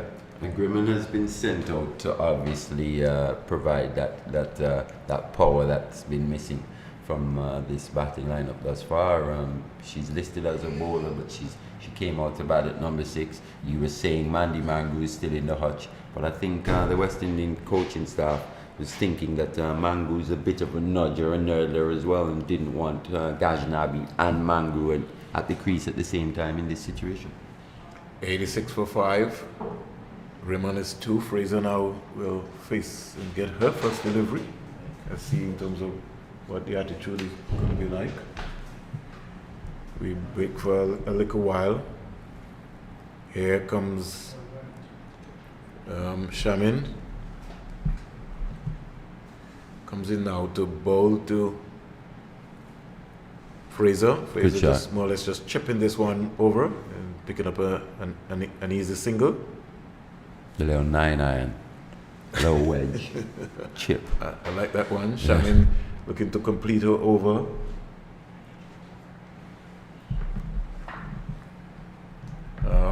She's now not for 11. Back and steering it. So over number 18 completed, and in the end, 4 overs completed here by Shamin. 4 overs, not for 11. Not a bad spell at all. Oh, very good spell. Just didn't manage to pick up a wicket, but in terms of her economy rate, she's really done a very good job. Leading from the front as the skipper. 4 overs, 11 runs. Didn't manage to give away a boundary as well. So. Leading from the front, like we said. 87 for 5, some 2 overs to go. In terms of the spell and what's taking place. Keeping the pressure on as well. If they could have caught, if Pakistan would have even caught better, Windies would have been in even more trouble here, Vern. So we break for a little while and we see in terms of what's happening. So we've got 12 deliveries to go. West Indies maybe trying to still see if they can get up to 100. I think that is going to be very, very, very important. We break for a little while and see what's going to be happening. Fraser's in strike and she gets a flatter, faster delivery, can't score. Just picking up the Pakistan bowler here as we look for a little while just to see what's happening. Got the number, Mali? It's 33. It's Shah. So it's back into the attack. It's bang on target. She comes in now to bowl to Fraser. Fraser is driving inside out and just over the short third man area. And we'll get a couple of runs right here. The ball was in the air for a little while, but because of the breeze, and almost looking like we almost had another run out. Mali was shouting, no need for that one. Wow. And the score good goes running up to in the end. Score goes up to 90 for 5. Wow. One thing about Sherry-Ann Fraser, what we have seen, she's got quite a bit of talent, especially with the ball and in the field. She's quite a good athlete. Probably the best athlete that we've seen in this A-team squad. She's 4. Gremon comes into strike. Shah is 1 for 11. She's into a third over in terms of what's going to be happening. Here comes flatter, faster, Gremon pulling away more or less and trying to go for an expansive drive. Missed it completely. Would have been maybe just be okay to just keep a solid base and just touch it, just past the keeper and race it down to third man rather than going for a big expansive drive over cover. Tried to hit it a little too hard, Vernon. Her head just came up and she took her eyes off the delivery at the last second. Here is Gremon driving inside out over cover. She'll get a couple of runs here quite easily. Fraser is kind of fast. She's quick. She's got to be easy. Fraser already reached her crease and Gremon is just struggling to get back. 92 for 5. West Indies need to get to 100, 105. They need to get up there and get up there very quickly. It's going to be very important. See what's the approach going to be. I think they can be able to pull that one off. 92 for 5. Here is... that's a magnificent catch there. Tossed up. Catch. And the long angle coming out there. But again, Mali in the air. And just leant back. Losing another wicket. The wicket of Gremon. Yeah, she's just leaning back there, going for power. Just couldn't quite get it over the quite diminutive Pakistan fielder there at extra cover on the edge of the circle. And she took quite a sharp catch. It just stuck at the end of her in her fingers. I and think Shamin is the one who came up with that catch? Yes. Shamin? Nah. Who was it? Yeah, it was the captain, Shamin, you're right. Shamin. It was skipper. Very good catch by her. 92 for 6. The West Indies losing the way. I still feel that they can get 100. And Is this Mangro coming out now? It looks so. Quite diminutive. A bit of a live wire, hard runner between the wickets. Doesn't necessarily possess that power at this stage of her career, but I'm sure that will come. But she's definitely got the technical ability, and she's a quick runner between the wickets, and that's an asset that could be used in this stage of the game. Well, what I can say to you, between Mangro and Fraser, West Indies still have a chance of getting up to 100. You would think so. Approach going to be, and she didn't get that one back there. So over number 19 is completed. 92 for 6 as we speak. Over number 19 completed, 92 for 6. And final over, and Mangro will be in strike. Final 6 balls of the Windies innings. Pakistan will be looking to do more of the same, restrict the boundaries. If they give a few singles here or there, they won't be too worried about that. But they'll be mainly concentrating on not giving the West Indies any boundary deliveries here to hit. Windies, on the other hand, they've got to make all the running in this final over. They've got to provide that impetus. They've got to look to get after this bowler. It's 6 deliveries, still got 4 wickets in the hutch. Basically, you've got to be swinging at every ball. Almost every ball. Yep. The current run rate is 4.84. Anwar. Is it Anwar coming to complete her spell? Or bowl the last over? Mangro is in strike. She's just tucking this into the offside. She's going to look to come back for 2 runs. You think it's going to be O'Malley? No, she changes her mind. And came off the bat sweetly into the middle wicket area, O'Malley. Yeah, the fielder came in quite quickly though. Certainly. Did They were up to it. 93 for 6. Mangro's off the mark straight away. So this is a good one, as we would say. Yeah, she's doing what's required of her at this point in time. Just the one delivery and managed to get off strike and put Sherry-Ann Fraser on strike here. Being a left-hander, she could target that party stand end as well.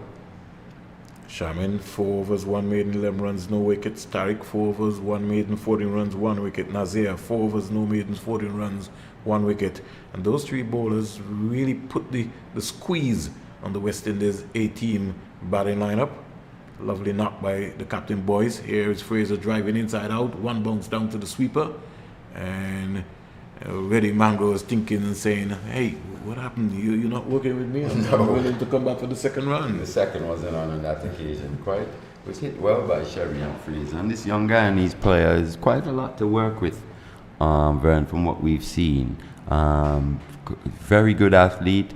Contributes in all 3 disciplines as well. So it'll be up to the coaches how they develop her. Here is Mangro just turning this onto the outside. He's a single. Mangro is... And there's extras. Oh, yes. Fraser's coming back. She's quick. Pressure. She is quick. And once Mangro is there, she's diving around there. So that's magnificent piece of work. She just sort of bruised her right hand. Diving in. There. But I just, trust me, I love her attitude. I do as well. I She's love all her action. passion. She's all action. She's aggressive. She does everything aggressive and in a positive manner. I love her passion, and this is what you want. 96 for 6, Mali. Yeah, you never have to, with players like that, you never have to turn them up. If anything, you just have to dial them back a little bit. But that's one thing for sure, you're going to get a full effort from players like that. Good Gus Logie in the lineup here, down the onside. Getting her wide right there. And as simple as she coming, she's been able to put the pressure back into Pakistan because she's going to run. And she's also going to look to hit the ball away too. With her positive intent, it's not all about just swinging. It's about how you run that first one hard. It puts the fielders under pressure, and if they make a slight mistake, you're there to capitalize. 97 for 6. West Indies still have at least 3 legal deliveries here. Anwar comes in to bowl to Mangro, Mangro is clipping this beautifully. Good shot. That's a good shot. She's looking to come back for 2, no, but Fraser said, no, I'm going to take the strike. That's a lovely shot there by Mangro. Yeah, very good shot. She's doing what's required here, going at just over 133. She's only faced with 3 deliveries. She's got the 4 runs. Windies have struggled to rotate the strike, and you possibly think maybe if she was batting a little earlier with Renee's voice, what possibly could have happened 98 for 6. in terms of how their styles of play could possibly benefit each other, complement each other. Fraser the left-hander in strike. She's 5. She's in strike now and waits for Anwar. As Anwar moves away nicely, he's going to move in now to both to Fraser. Fraser just making his adjustment. And I think she's almost nearly lost her foot in there. And the wicketkeeper did good. Ali to take the one up off. That was almost a nightmare scenario for Fraser. She was running down the wicket and left the ball alone. You don't see that very often, but she was quick enough to get that left leg back in across the line and in her crease. Got to swing for the fences for the West Indies to get to 100, and then we have a game on here. One delivery to go. Amno has other ideas. In now to bow to Fraser. Fraser is looking to tuck this one around. Somebody could be in trouble here. Oh, and she misses. Anwar can't believe that she missed the other strikers and she's just rubbed her face right there. So the innings comes to an end. 20 overs have been bowled. Finally, West Indies reaching 99 for 6. Fraser is not out 6. Mango not out 4. Is it enough for the Pakistanis? Can the West Indies fight back here in this game? This is going to be an exciting encounter here at the Sir Vivian Richards Stadium on this lovely Sunday morning. What a morning it has been so far. 99 for 6. 99 for 6. Anwar. In the end, as you would say, doing her job, getting herself organized and just making sure some extras, been 7 of the 20 overs. Williams for 12, Boyce for 42, Justina Joseph for 15, Gajnabi for 9, Kiana Joseph for 0, Grimman for 4, Fraser not out 6, Mango not out 4.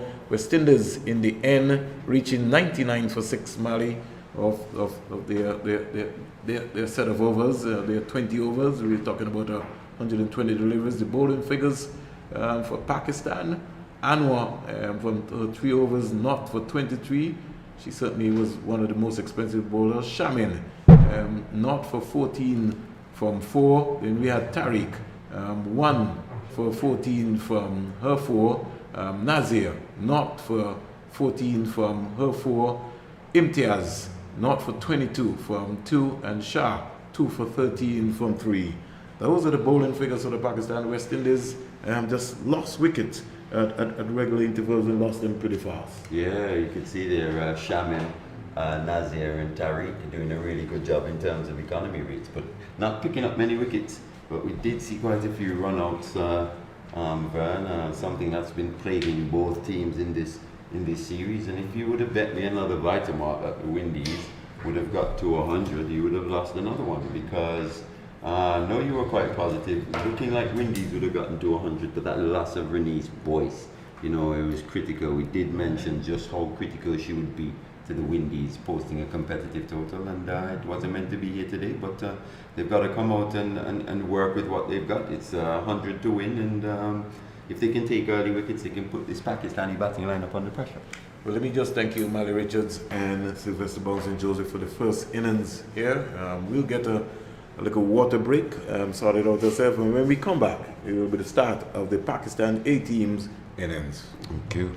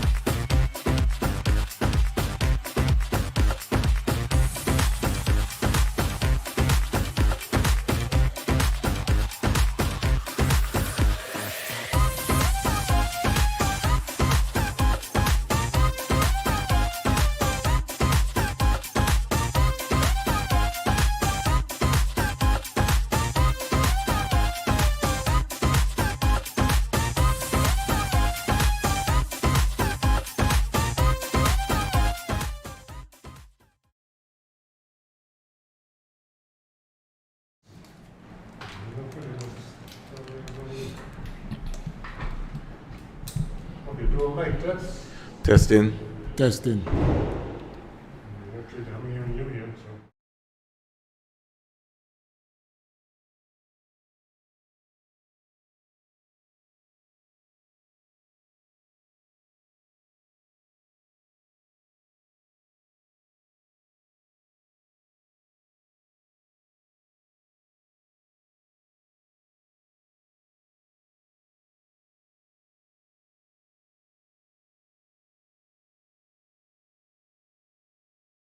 Start of the Pakistan's innings, and we'll be gearing up and getting ready to go. Pakistan will need 100. Don't want to say EC runs or US runs, Sylvester, but we know they need 100 singles.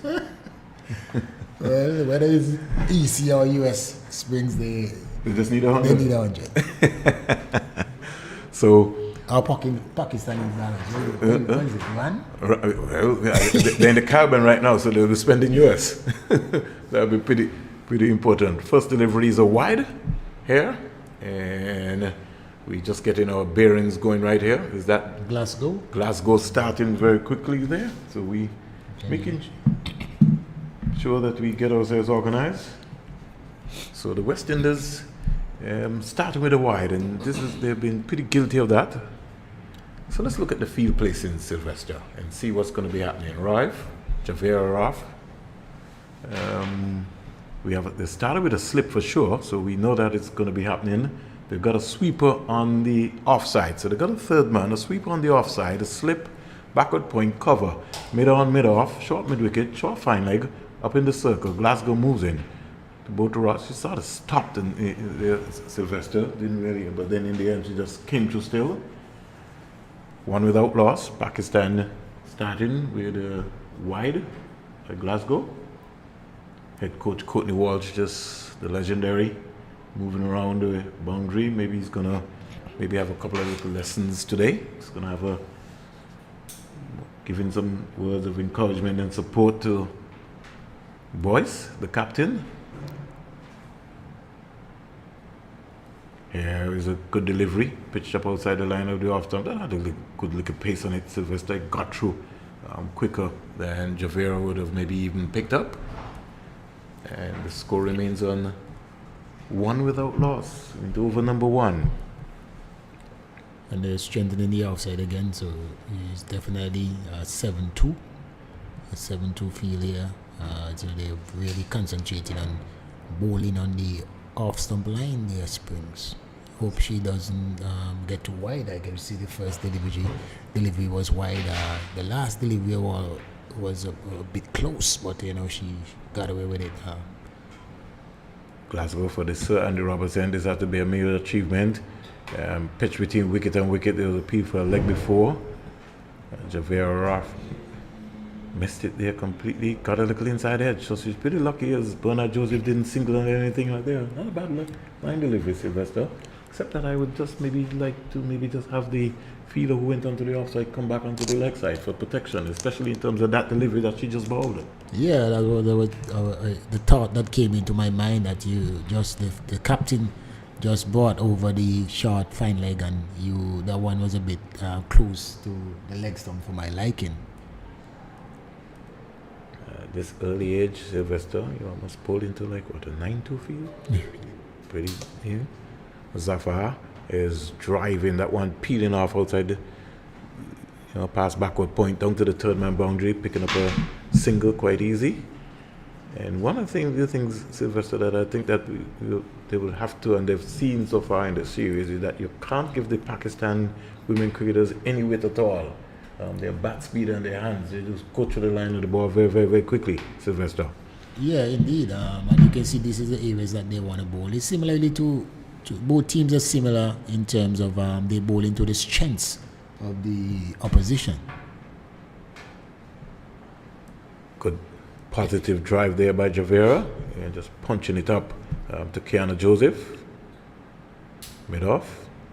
She's inside the 25-yard circle, and she came down. Her spell is, I think, going to be important if she gets an opportunity to bowl today.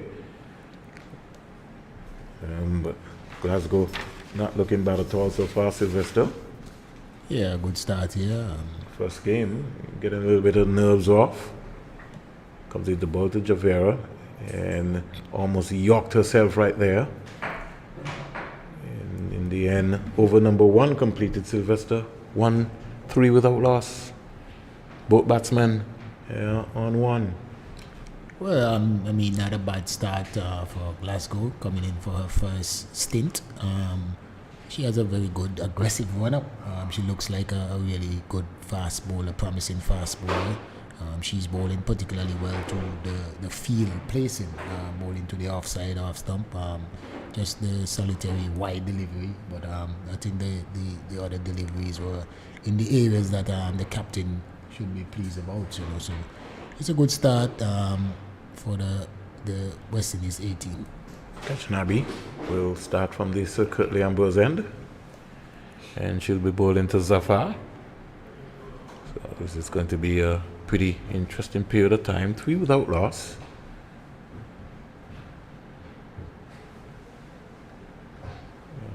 Kashnabi just looking at her field placing, making sure that everything is in contention. And as you know, Sylvester himself, a former skipper, likes to see a slip in, especially just to start the proceedings. And the West Indies more or less bowling to a 5-4 field here. Pretty interesting. Kajnabi out the ball to Zafar. Zafar is looking to just tug this one away, but can't beat the fielder at sharp mid-wicket. And I can say to you that you know who that fielder is. It's Mangru. The standard setter. Standard bearer, as we would say. Kajnabi is in now to bowl to Zafar. Zafar getting a little fancy, a little naughty. That shot certainly not on. And I don't like that shot at all, because your head moves now, Sylvester, when you have to play that ball, looking to get a little fancy down there. And the thing about it is that Kajnabi bowls a lot of slow cutters, so there's really not a lot of pace looking for that shot. That's Kajnabi. Let me check. I think Kajnabi bowls some medium paces. She's bowling some spin. Hold on, That's Ramnarak. Ramnarak? Yeah, Ramnarak. Okay, all right. So Ramnarak, and she looks a little different. I mean, are the same build as Ghaznabi. Yeah, definitely. Bang on target. So they look like they found a ploy here, just to put the Pakistan players a little bit on break. There's no width, nothing much to try, nothing different. Yeah, well, it's evident when you bowl a bit straighter to the Pakistani batsman, you have it a lot more difficult to score. Down the ground there, coming around nicely and getting an easy 2 runs right there. No need to give anything away. I think this game is going to be a competitive game, Sylvester. Don't know how you feel. Yeah, I think so. From the scores that we had so far, I mean, even though the West Indies scored 96 in the first game, and then Pakistan scored 100, and the scores are similar in nature throughout all the games, and it wasn't an easy walkover. Bang on target here. Ramnarak delivery. And so over number 2 completed, 5 without loss. So as compared to the first game, Sylvester, in the first set of overs with the West Indies, nobody's really cutting off to an exciting start. The West Indies again here just putting a little pressure on Pakistan. And I think if they can maintain that pressure, I think we have a game on here. Yeah, indeed. They have to just learn. I think they need to learn. I see they get an upgrade, so to speak, from Ramnarak. She comes in for her first game with the A team, and you can see the areas that she's bowling. She recognizes that the Pakistani batters are very strong on the offside, and she's really concentrating just about middle and off stump with her off spinners, and she's varying the pace and doing really, really well. Glasgow goes past Bernard Joseph, and she's just tugged onto the outside. Pakistan looking to pick up a boundary here, but the boundary is so massive here, so I don't think that they'll be able to get a boundary here. But they get 3 runs quite easily on this massive outfield here at the Sir Vivian Richards Stadium, a minimum of what we'd say 70 meters, Sylvester. So, lots of running here today on a Sunday morning.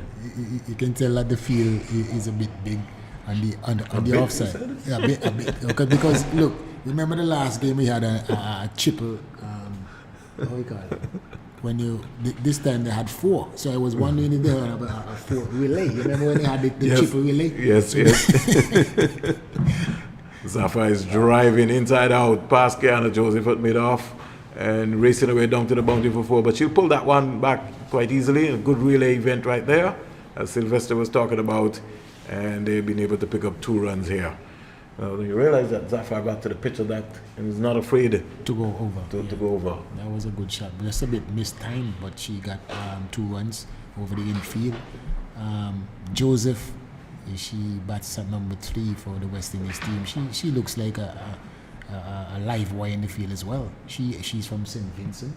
Glasgow is from St. Vincent. So, the Vincent and I have a few debutants to speak today. I want to talk a little bit about the field placing. Now, if we look onto the offside, but we'll come back to that, Sylvester. Here is Xavier just playing a little bit out of context there, looking to get a little aggressive, hit that down to mid-on, in the air a little bit. But I think what they're trying to do is to put the pressure on the West Indies, especially in the power play. And they realize that the first 2 overs, they only just got 5 runs. And so they're looking to want to be able to try to step that up. The West Indies will just have to remain cool, remain calm, and take their catches. That is going to be very, very, very critical and very important. Glasgow into Zafar. Zafar is driving, can't score. And in the end, can they get a single? Had the throw been maybe just a little bit a little quicker, you never know. Might have had a little run out there again. As long as you're looking at cricket, one of the things that are going to be coming into contention is a run out. Yeah, and so James, she got around pretty quickly, but she fumbled a bit and the ball went a little distance away from her. But the effort is there, the energy is there, just to hold on the ball. Short delivery, steered down to the third man fielder, and Glasgow looks one for the future. Really approaching the crease aggressively, running in hard. You could see her really charging in. Now have Zafar, who is on strike. She's on 6. Score is 12 without loss. Remember at 2 o'clock we have the big game. The West Indies senior team, they already won the series, so they really want to clean sweep Pakistan. Short delivery that got up, and she's just on top of it and just steering it again, going to third man. Good pace there. That hit the seam. Ball has hit the splice. So another over completed here at the Sir Vivian Richards Stadium. 3 overs been bowled so far, Sylvester. 13 without loss. We got that right. Yes, indeed. Pretty subdued start again. Pakistani looks aggressive. They're looking to score. The West Indies bowlers so far in Glasgow and Ramarak, they are really, putting the balls in the area, ball into their field. But spins for the fast bowlers in one-day cricket, T20 cricket. I prefer to see the field more balanced. I think the field placing and right now is just one way, one dimensional, and I don't like that. Ramarak, the nice flighted delivery there, just put that one into the surface, and because of that, Zafar was looking to pull that one. Good piece of work there by the fielder, short mid-wicket area in the 25-yard circle. Don't want to say 30-yard circle. Here is a little punch past the short mid-wicket fielder, Mangro. She's always in the know. She's looking to get a catch, looking to move around and pick herself up all the time. Yeah, indeed. Score goes up to 14 without loss. And this lovely Sunday morning here in Antigua and Barbuda, it's a church morning. So lots of folks would be whistling around to get to church to pray for their loved ones, their folks who are in the hospital, church community around the Caribbean. Here's another dot delivery. And if they could just bowl some dot deliveries, I think they'll be able to again force the pressure back onto the Pakistan women's team. They're trying to work on that, as you could see that. Enjoying themselves for sure, the West Indies A team. It's been a happy outing for them, even though they're down 2-0. Again, good offline delivery there, and you see the offer being made by Javera looking to sweep. Kiana Joseph, the left arm spinner, just coming around. She will be maybe needed sooner rather than later. Boyce might be calling on her very soon. So, well, listen, you have to bowl from the Sir Andy Roberts end. The ball seems to be following Kiana Joseph. Yeah, beautiful stop right there by Mangro. That was hit firmly by Javera. And Mangro is a real good fielder. I think that is James. That Mango is always at point. So I don't think that's Mango. The two of them have similar natures. Yeah. But 50, her number is 55. Yeah, that's James. Okay, so bouncing, pick that one up. Again, she's looking to sweep. Oh, that's beautiful. Stop there by Kiana Joseph. And I tell you, the ball is always following her. Yeah. She's always in the wall. It doesn't matter whether she's a cover or a shot fine leg. It's just been there. So I think the West Indies, they've got some folks that they can work with, especially in the ground fielding. Yeah, definitely. You know what we really want now. These will graduate into the West Indies senior team in the next 3 years. You know, maybe rather sooner than later, based on the development. And once you can get that going, because this for them and the other players who are looking at this series here right now would be an inspiration to say, hey, I think I can get into that team right away if I can be able to just work on these areas. Yeah, Springs. To be honest, I'm not too much involved in the ladies' side of the game. But what I'm seeing here, I must give the selectors credit, the management team credit for what we have seen here. The future, you know, looks bright. With 2-3 years from now, I think that these girls will develop into some special players because we can see the potential. Springs. It's just experience that they need. And what we're seeing here, it will go from strength to strength. Grimman comes into the attack, so there's another bowling change very quickly. She's going to come in now to bowl to Javea, and she bowls her. Beautiful delivery right there. Caught onto the back foot, missed it completely, Sylvester, and Javea Roth is bowled by Grimman. Early inwards for the West Indies, 15 for 1 in over number 5. Yeah, man. Very good start here.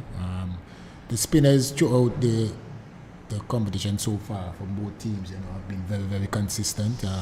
I was thinking that Ramnarat was an upgrade, but when you think about shows, he was doing very well, doing very well for the West Indies 18 with their left armers, you know. This is so the standard has continued, and hopefully, I think if the West Indies team can get off to get a victory, you know, even though the series is done in Springs, if they can get a victory, I think this will go good for the team spirit, the morale of the team, and help them to go from strength to strength. Well, something that we're working on, Sylvester, was to be able to get some left-arm spinners.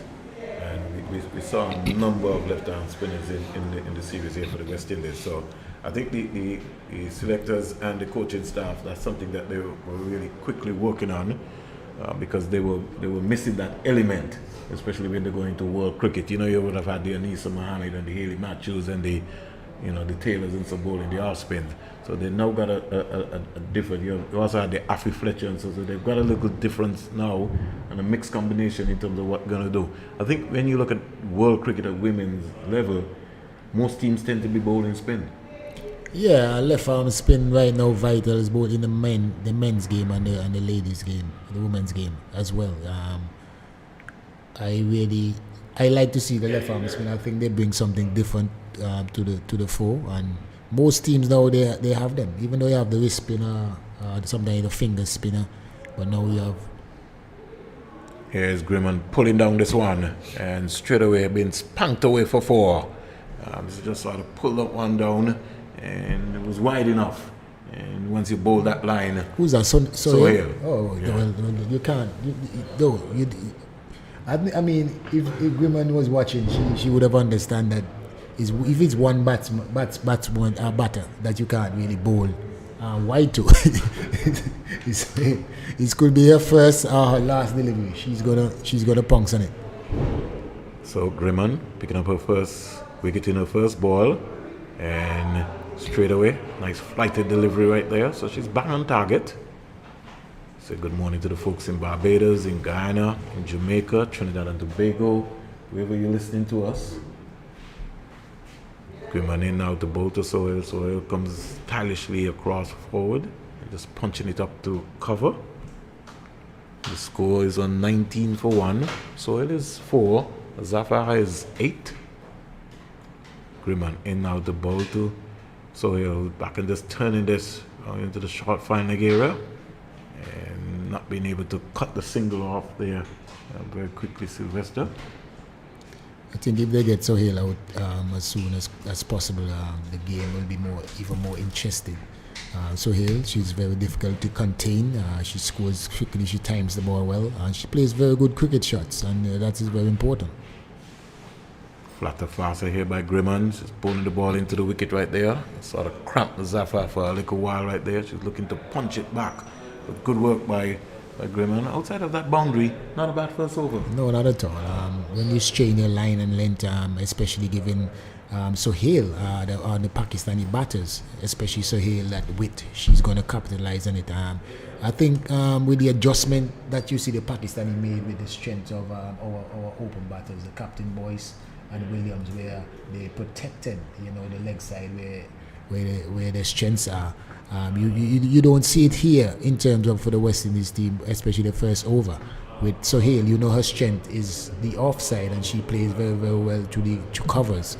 So for me, with the sweepers, I thought that they should have had a sweeper out there to cover and protect Grimman for that over. So here comes Kiana Joseph, the left arm spinner. Pakistan would need 80 runs from 90 balls. The West Indies still in a chance with this game. Bang on target, and they sneak a single down to the short third man area. Look like Jafina Joseph there, short third man coming around quickly, but she couldn't stop the single. And Sohail goes up to 6 and is bouncing and said, Sylvester, sorry. I said, she's a little busy player and she's going to work the ball around. She's going to put some pressure on the attack, down the onside, and getting out his hands and signaling a wide. So Joseph would want to be a lot more tighter. Zafar is 8, 22 for 1, into over number 6. Joseph has to be more attacking in terms of her length and line. I think she has to be more consistent. She needs to be more consistent and bring this to the fore, because the team needs her now. I mean, left arm spinner, orthodox spinner. She should have a lot more control, variation. And look at her field. I think she's chased too much down the leg side. They have to be disciplined in not bowling too many extras. Here is Zafar driving up to mid-off. Can't score. And the score is 22 for 1 into over number 6. It's got to be coming bang on target, as Sylvester said. Kiana Joseph, flatter faster back and looking to punch that. I think that's gone to my friend Mangru. And she didn't throw it to the keeper this time around. As Melly said, you have to just turn her down. She was turned down today. One if the coach spoke there. We don't know. We'll wait and see. Good delivery right there. And good bounce too, and good take by Boyce. Coming around nicely, good glove work. So all in all, good cricket so far. Kiana Joseph has moved into a nice spell so far. Not for 2, 22 for 1. Zafir is 8, Sohail is 6. Joseph in now the ball to Zafir is driving, can't be cover. Could come back over. So 6 overs bowled so far, 22 for 1. And the West Indies at this stage, they were 33 for 1. Yeah, I mean, the spinners, they're doing a fantastic job containing, and the fielding team, I think, is backing them up. I think sometimes if the anticipation for the fielders, is a little quicker, they can pull out a few more run-outs, because the Pakistanis are taking some dangerous singles. And you saw from the first, from the senior team that, I mean, how many run-outs they had in the last game? About 5. That must be a record. I don't think so. I think we went the under-9, or when I was playing with the under-19 team, I think we played a game and we got about 5 or 6 run out as well. Wow. Sounded like you guys, nobody knew anybody. 22 for 1. So here is driving a Grimman delivery. And just like the Pakistani team, we spent a lot of time together that year, because we were preparing for the World Cup. and we had 6 runs in one game. 22 for 1. It's all happening here at the Sir Vivian Richards Stadium. Grimman stroked away, lovely on drive, just eased by Sohail. I like the class of Sohail here so far. She looks good. I like the look of Grimman. So again, the West Indies searching for another set of spinners. This is a little different one as compared to Ramnarak. Grimman in now to bowl to Zafar. She's sweeping. I think she would have maybe got a little underedge onto it. It might be signal a bye, I think. I don't think Boyce got across nicely. It's so wide down the onside. As I said a while ago, the extras are going to be very important. West Indies tend to bowl, a few wides, a few no balls, and with a low total of such, you have to be more disciplined than that. Pakistan needs 75. Here is Sohail, just for the first time, just losing her shape a little bit. She came there and then almost yacked herself. So Grimman seems to be mixing up her deliveries in here. Here's Sohail going down the onside again and looking to, cartwheel that one with a little sweep. It's not being able to beat the fielder short fine leg in the 25-yard circle. 25 for 1. This has been a lovely little spell here by Grimman. I like the approach. 75 from 80 balls. Boyce has pushed her right back onto the boundary to be able to protect that. And so Sohail will maybe have to think about something else different. Grimman goes past Bernard Joseph. Comes in out the both ways, down the onside, and she just paddles this one around, offline a little bit. Boyce is saying, come on, you got to be a lot more tighter than that.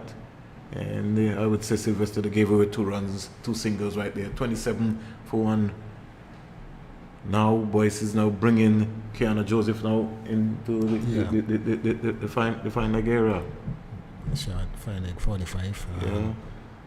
Grimman bowls similar to that guy from Barbados. Ashley Nurse? Ashley Nurse. Yeah, she kind of dance from one side to the next. Stroke down to long on for a single. Over number 7 completed. Pakistan, in reply, they quietly 28 for 1, 28 for 1. Sohail is 10, Zafar is 8, and Grimman's 2 overs so far, 1 for 11. Yeah, I think it will benefit the West Indies players, the West Indies team, if they get Sohail out, because as you can see, she's an experienced player. She find ways to score. Yeah, she's not going to stay there. You're not going to bowl 5, 6 that deliveries to her, and she's just going to stay there and not try anything. She's going to walk across. And I think the delivery that she swept wasn't a bad one. Springs. It seems a bit straight, but she went across and improvised. Here is Sohail, just more or less pulling this one out to the deep backward square fielder and getting an easy single. Kiana Joseph starting her second over. The score going up to 29 for 1. I'll say to you today, Sylvester, that the West Indian spinners are getting through these overs very, very, very quickly so far. 8 overs, we're into the 8th over already. Here's a lovely expansive cover drive by Zafar out to the sweeper. They get 1 run. Good return throw in there. Boyce coming across lovely with her glove work and just clipping this one away. So good morning to the folks in Jamaica, in Dominica, St. Lucia, St. Vincent and the Grenadines, Grenada. Back and looking to steer this down to third man. The Australians already in the Caribbean, in St. Lucia. They've started to get their work and get themselves organized. So that's going to be the next big series. West Indies will have to be able to continue to lift their game, get their right combination. I just think that they have to be able to just get that sorted out. But here at the Sir Vivian Richards Stadium in the women's series, Pakistan versus West Indies A team. Pakistan in reply, they're 31 for 1. Good flighty delivery by Joseph. And the Pakistani, both Zafar and Sohail, just giving a work into the West Indies fielders inside the 25-yard circle.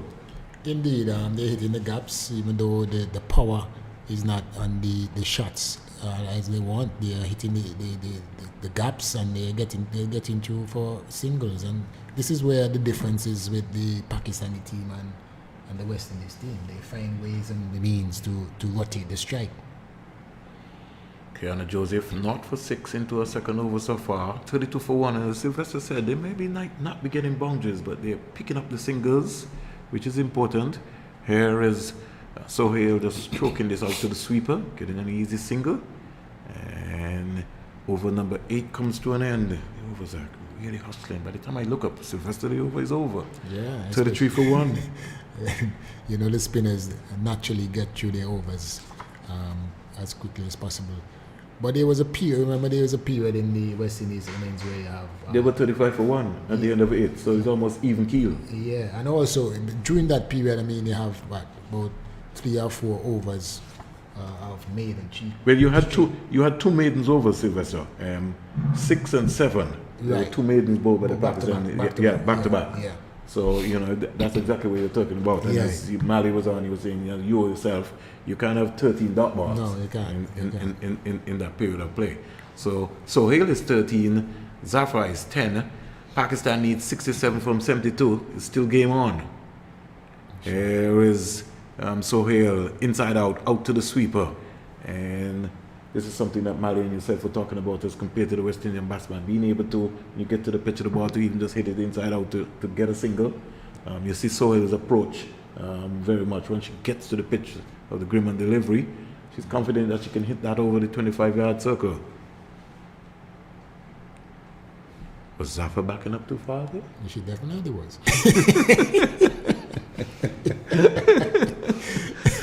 Griman comes in. In fact, not Zafar, Sohail. So she didn't even realize that the bowler went back to her back. Because of her action. 34 for 1. Driving again beautifully. Being able to pick up a single. Is that Mangro? That's James. James is a live wire as well. Yeah, So they have James. two. We got 2 live wires in Mango and James. The difference between the Mango and James is that James, she gets to the ball, but she always, you know, tend to parry it a fair bit from her. Here is Sohail, just more or less getting down on one knee and getting it out to the leg side, getting 1 run. So that is going to be also very important. The West Indies are going to have to remain cool and calm, and the lines that they're bowling, going to have to bowl a lot more straighter. Don't give the Pakistanis anything to, you know, to be able to swing their arms around, and at the same time look to be able to pick up and take the catches. Here was Zafar just moving around in a crease there, and Griman came in and stopped and said, "Where are you moving going?" I think she was looking to try to just back away to give herself some room so she could be able to hit her inside out over cover. And she's gone. Oh, brilliant. That was a magnificent effort, Sylvester.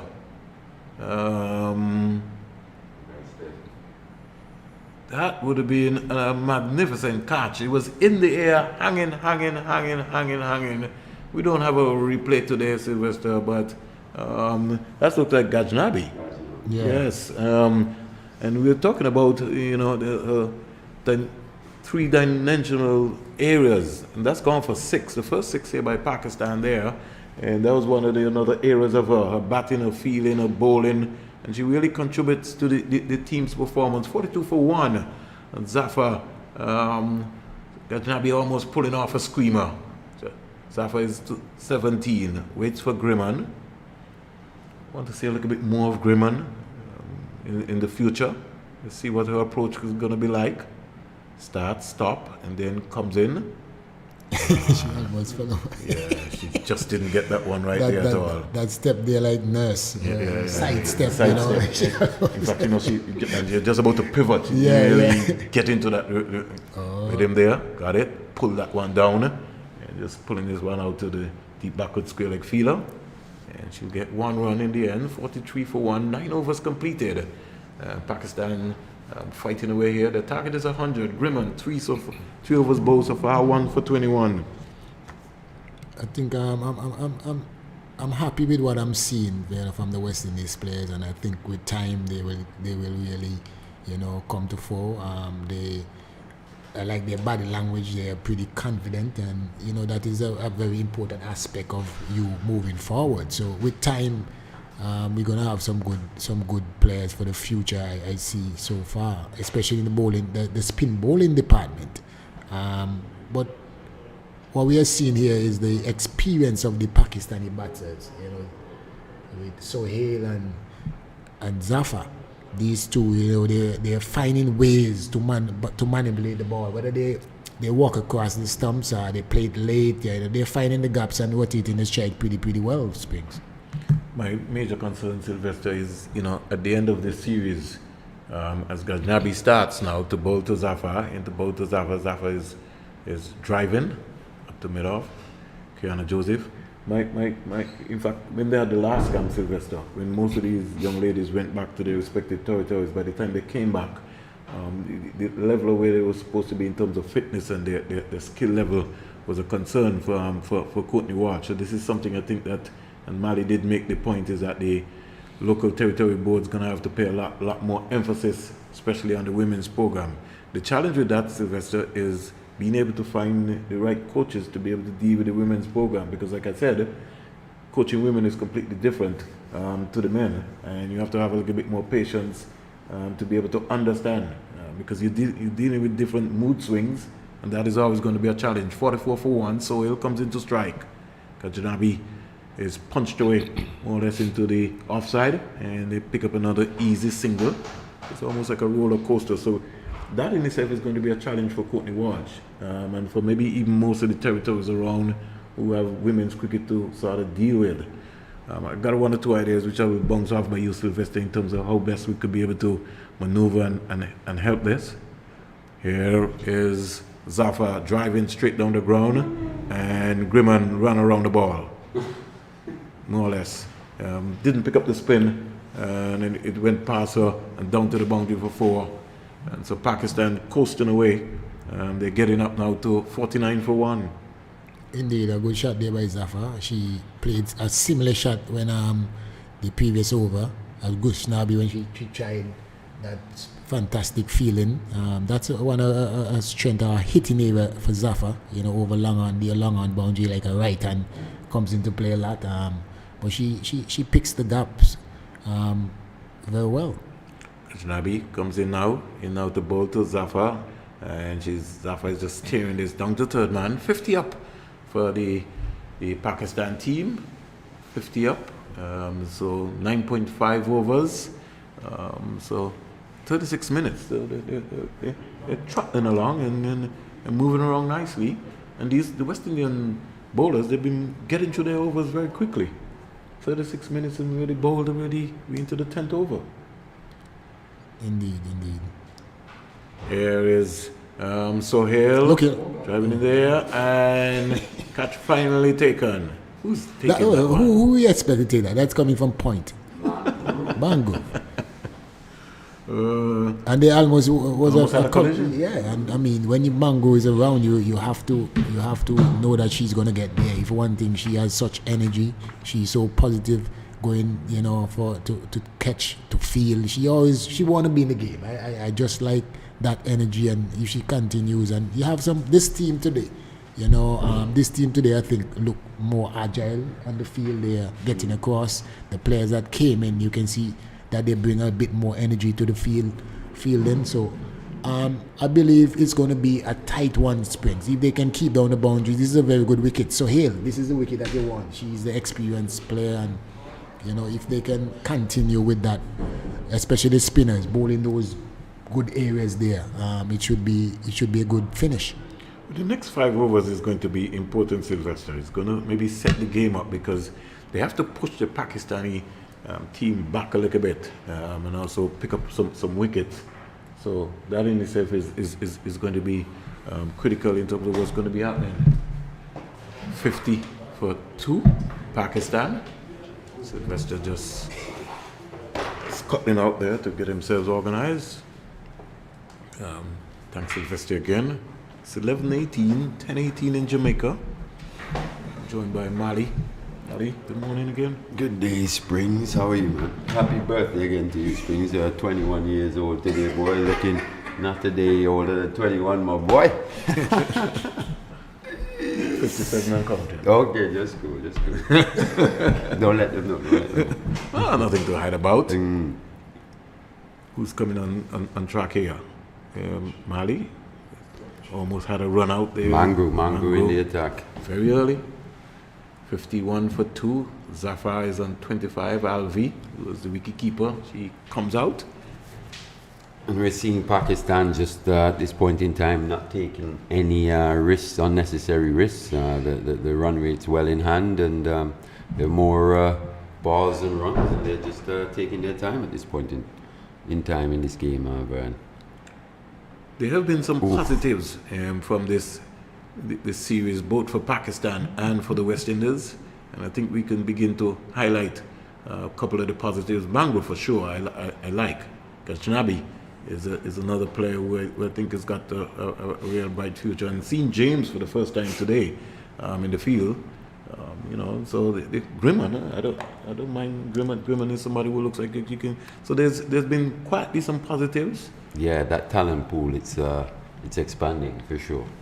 Here comes Mangro, in now to bowl to Zafar, who's standing up nice and straight, and she maybe will now have to bat the entire 20 overs and keep her rhythm going into over number 11. Alvi is 1. Pakistan needs 47 from 57 balls. So as Mali said, they're ahead of the game. And so it'll be important for the West Indies to come up with some sort of spark. Need wickets.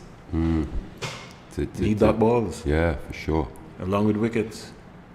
I don't think they'll restrict them. They have to bowl them. Look like we have one here. Oh, he missed. And Grimman and Boyce missed it for a while. Boyce took her eyes off the ball, was so anxious to get that wicket, and that would have been Alvi.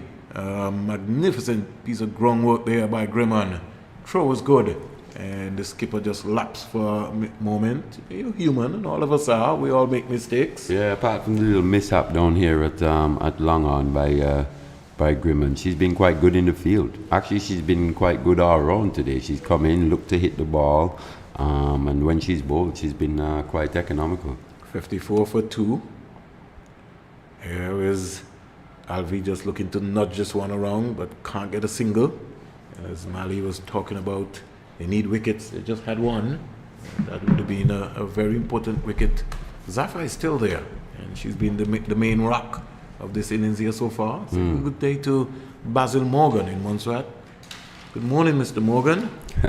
Dina Baker, Jason Peters, all those guys in Montserrat. Jeff Lane punched down the ground, but can't beat Mango, the live wire here. Zone Sweeney, Yeah, another one down there. Beautiful player. 54 for 2. Davon Williams. We also got some action taking place. Yeah, new batter in Imtiaz here.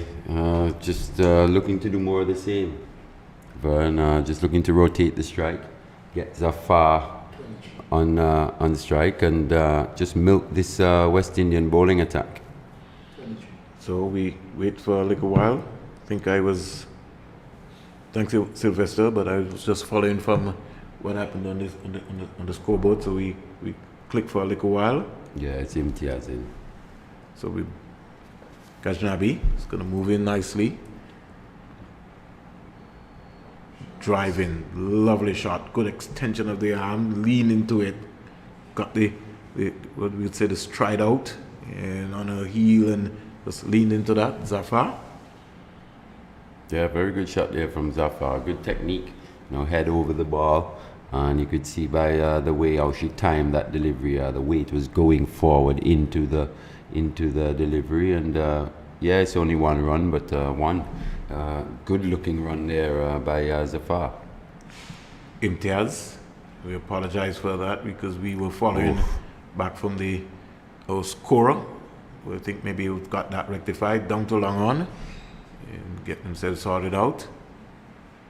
And we were saying earlier as well, you're just seeing the differences in both teams here. Pakistan just a little bit more polished, even with that stroke there by Imtiaz, the way she just pushed it down to mid-on for 1. But I just want to tickle your brains here, Mali. Would you not, especially for Imtiaz, brought up the long on and the long off? For sure, yeah. You're trying to put pressure on this Pakistan, especially with the new batsman coming in.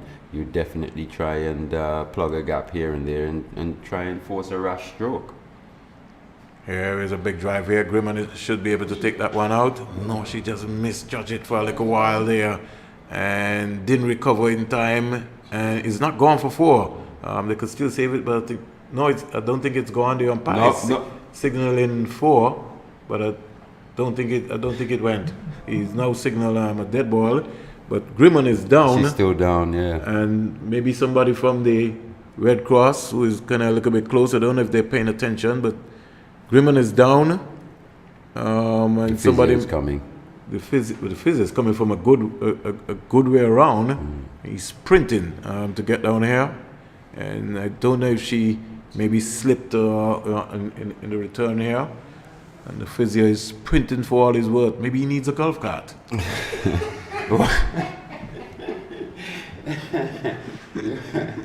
Well, he's not on Cedar Valley at this point in time, Vern, but he got there pretty quickly. I think what we saw from that is that she misjudged it slightly, and in trying to get to take the catch and to take that catch, she had to dive, and she landed quite awkwardly, possibly on her right side. So the physio is having a look at her at this point in time. She maybe took a little pounding on the side right there, so she's going to be checked out. In the meantime, there's an exchange taking place here at the Sir Vivian Richards Stadium with the 2 ambulances.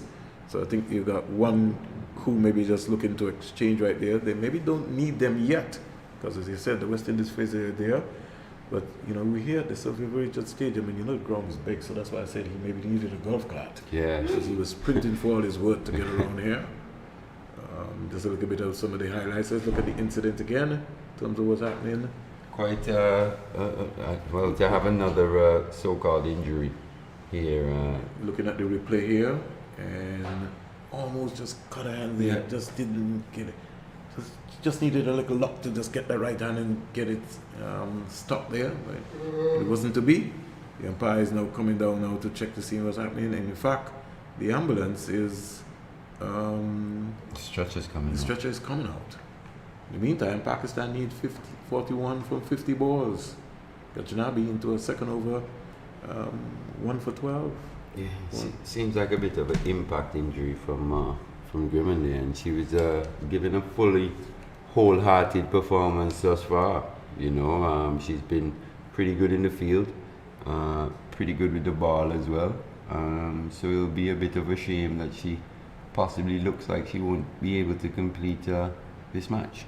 Well, the attendees are having a conversation with the physio, and I think just for precautions, he's maybe giving them the clearance and says, well, let's just take her off, and so we don't hold up the game any further. The umpire is just also looking to just make sure that everything is okay. As I said, we certainly don't want any injuries or anything of that nature. Hope that she's fine and she will be okay. So an emergency fielder will have to come on, Mali. Yeah, and it also gives us time to just look back as well and compare and contrast both innings between this Windies women A team and the Pakistan A team. If you think back to over 6-12 for the Windies batters, that was a period where the Pakistani bowlers really struggled and they really struggled to rotate the strike, and I think between over 6-12 the Windies only managed to score some 12 runs or so. But the doctor is coming now, Mali. Yeah. So I don't know if there's a precaution procedure where maybe the doctor has to maybe diagnose maybe what is happening here, but all right, so they look like they're going to make the clearance and get themselves organized. So the doctor is also coming down here now in terms of this injury to Grimman. Not sure how much she can diagnose, to be honest. Well, let's wait and see what's happening. She's come out with something. She's now getting into her bag, and maybe she will just, as soon as maybe she goes to the ambulance, maybe she'll go there and diagnose and see in terms of what's going to be happening. So this little break, they're taking off her shoes, make sure that she's okay, keeping on her socks, and we hope that she'll be okay, Mali and Sylvester. Yeah, yet another injury here for the Windies. Let's hope it's not too serious. Let's hope so. But yeah, just to go back to that point in terms of the differences between how the Pakistani batters are going about it and in comparison to the Windies batters. Windies really struggled after the power play, over 6-12. The Windies bowlers here to the Pakistani batters are doing a pretty similar job, but the difference is the Pakistani batsmen are rotating the strike, and when they're not picking up boundaries, they're also getting ones and twos, and that's keeping the scoreboard ticking over, and that's the major difference thus far in both innings, and it's setting up Pakistan well to chase down this total of 100. But you know, it is going to be also critical going forward, Mali, for a number of these young women cricketers in terms of the scientific approach, in terms of nutrition, in terms of fitness. Yeah, and we what did you say eat that. and, We did say that. You know, it's going to be a new education process because you need to have a professional setup as we speak right now. Yeah, and you'd think, misfield there, man. And we're back with the action right there, and straight away, taking the eyes off of the ball there is James. Looks like Jafina Joseph, yeah. Joseph. Just misfielding that one. And that's sliding away down. Gotta always keep your eyes on the ball. In the meantime, we looking over now into the area, and the player's gone into the ambulance. Looks like the doctor is also going into the ambulance. Maybe she'll just control herself there and maybe just treat her for the meantime. Let's hope that she'll be okay. Imtiaz is 4, Zafar is 31. Over number 12 completed. Pakistan 61 for 2. We had a small break there because Grimman got injured, and we hope that she's okay. And yeah, let's hope everything's okay. We did hear earlier that both Nation and Henry, who had their medical emergencies, are now stable and back with the team, so that's also great to hear. So let's hope Grimman isn't hurt too bad. Vern. So good morning to Sanella Willard. Thanks very much, Sanella, for the greetings. Continue to work hard, along with Melissa Clark and Davana Claxton, getting themselves organized. The only problem, Sylvester and Mali, that St. Kitts and Nevis is in a lockdown. Till December, I hear. Is that true? No. And nobody would survive if they single here. by so far. You can imagine anybody locked down for December. I know. 62 for 2. Zafar is 32. Imtiaz is 4. The first round of lockdown Mali will end maybe around about the 11th of July or so, Okay. about a couple of days, and then they'll maybe make an assessment. So another single being sneaked away there by Imtiaz. And Imtiaz goes up to 5, and the score goes up to 63 for 2. Zafar is 32. Cases have been rising pretty fast. Got to be so careful with this COVID. We're not over by a long shot. We all have to work together still to be able to still fight this COVID. Here is Zafar driving down the ground, picking up an easy single. Kiana Joseph comes off the boundary. Lobs are returning to Mangro. Zafar just playing her anchor role here really well, just getting off strike. She's on 33 of 37 deliveries and just doing what's necessary here at this point in time. And the ball to Imtiaz just hitting this ball in the air. Quite sweetly though. Yeah, a bit in the air, and if Mango didn't get to it, then it means that it was more or less safe. Because Mango throws her body around. You don't have to ask that. Pakistan needs 35 from 44 deliveries. Zafar is 33. She comes into strike and waits for Mango. As Mango comes in out the bowl to Zafar. Zafar's driving in the air, and it didn't carry. Is that James? Yeah. James being the live wire, playing her first game. So we've seen a number of young players being drafted into the setup. Boys coming over and now just saying something to her, maybe just telling her to just take it easy. Yeah, and it's important to highlight just how young a lot of these players are, and they're also playing their first games at this level. So patience is definitely required. Say good morning to the folks. Here out comes Bernard Joseph with the big arms, and he's a big guy, so you can imagine his arms extended out in terms of what's happening. Wide signal here. Battle line delivery by Mangro. Not for 10. So good day to the folks in Bermuda. Lloyd Smith and Carl Waldron. 67 for 2. West Indies need a spark. They need something to happen and happen fast, very quickly. In the meantime, Imtiaz and Zafar will want to shut the West Indies out and maybe give them a clean sweep in terms of what's been happening. Let's wait and see in terms of what's going to be happening. They need 33 from 42 balls. That is going to be very critical. 13 overs bowled so far. Still got the 8 wickets in hand as well. And as we see Ram Harak looking to come back on. And seeing her bowl earlier this morning as well. I don't know if you noticed this or you guys agree with me, but she looks to have a pretty similar action to a Sunil. No, Ryan, when you look at her delivery, especially his rim model reduction, you guys can have a look later on. But we saw Neela Dar as well for Pakistan, the women's senior team, have a similar action to Saeed Ajmal. So you can see that these girls, these women are really looking to the male players and taking their cues from a lot of male players around the world. And in terms of picking up from their idols. Yeah, for sure. Some of them would be, fancying whether it be a DJ Bravo or Saeed Ajmal or Brett Lee or whoever. Just fans of the game, Yeah, certainly. There is another nice flighted delivery right there by Ramarak. She comes back for her third over. She did look impressive in her first two. Yeah, also hails from the island of Trinidad and Tobago as well, Ram Harak. So yet another spinner in this West Indian setup.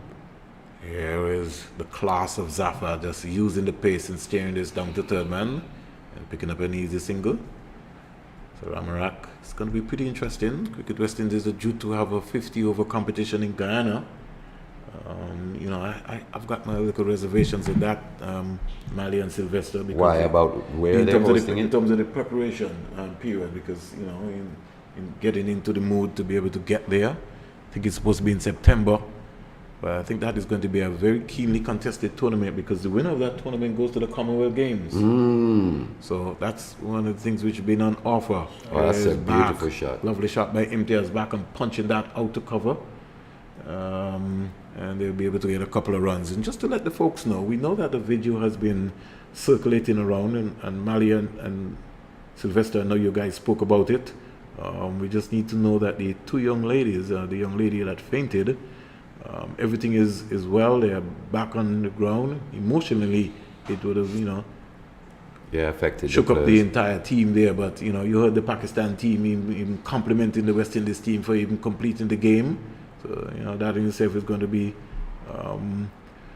closely looked at. The players are being monitored as we speak. 70 for 2 in the meantime here, and we wish them a speedy recovery. Hope we see them in the 50 over series because they're going to be two very important players.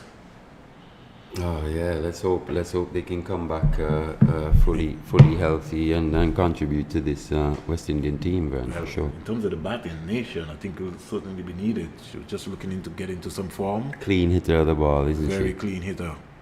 Here is Imtiaz, a little busy player just tugging that one down to long on. A little cross-batted shot in the end here for Ramarak delivery. And you just to pick up on your point, it should be quite a lot of women's cricket going forward for the rest of the year, and if West Indies can get things in order, it seems to be that South Africa are also looking to tour later in the year. Hopefully, if things go our way in terms of the COVID pandemic as well. But the thing about life, as Zafar just quietly sneaks away Mali and gets another single. She goes up to 36, and the score at the end of over number 14, 72 for 2. Imtiaz is 9. Pakistan need 28 from 36 balls. You're only going to learn Mali if you have matches. You could practice all you want in the nets. Anybody can come and score 100. Sylvester could come back tomorrow and make 175, and everybody says is good enough to play for the West Indies team. Is when you get into a real match situation where West Indies is playing against Pigots or playing against South Africa. That's the difference, and that's where the mental attitude comes in. So the more games that the West Indies women cricket team get an opportunity to play, I think the better they will get. Sylvester was talking about the point that you could see the experience of the Pakistan team, but Pakistan themselves have a number of challenges with their women's program also. So this series is also a learning process for them, to evaluate where they are. Oh yeah, for sure. Both administrations can benefit from this series. Also, with the Windies Cricket, West Indies hoping to host regionals in October with the T20 Commonwealth qualifiers first, then a women's Super 50. He's got a lot of cricket and for these women to play. So hopefully the talent pool even expands even further. Kiana Joseph comes into the attack. First two deliveries have been a dot ball. Zafar 36, Imtiaz 9.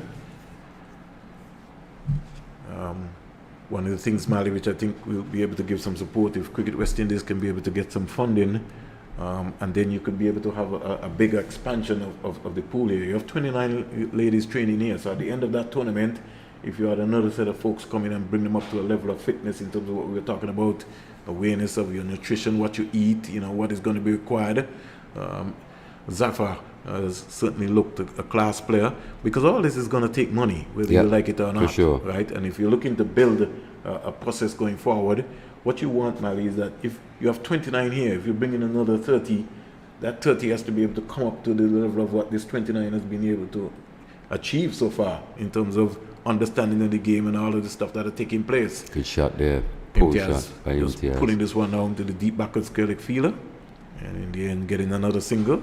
So Pakistan just quietly just rolling around here. And to be honest though, Springs are all that's well and good organising these tournaments for senior players and A teams and whatever, but true sustainability will come when Cricket West Indies can host youth age group tournaments for the females. Well, had it not been for the COVID, Mali, they would have been having their first under-19 tournament. Yep. I know they've got plans to do that as well. But we have to give credit at the end of over number 15, 75 for 2, because the Trinidad and Tobago Cricket Board, through Anne Brown, they have been holding an under-19 tournament in Trinidad and Tobago for the last 6 years, I think, if I'm not mistaken.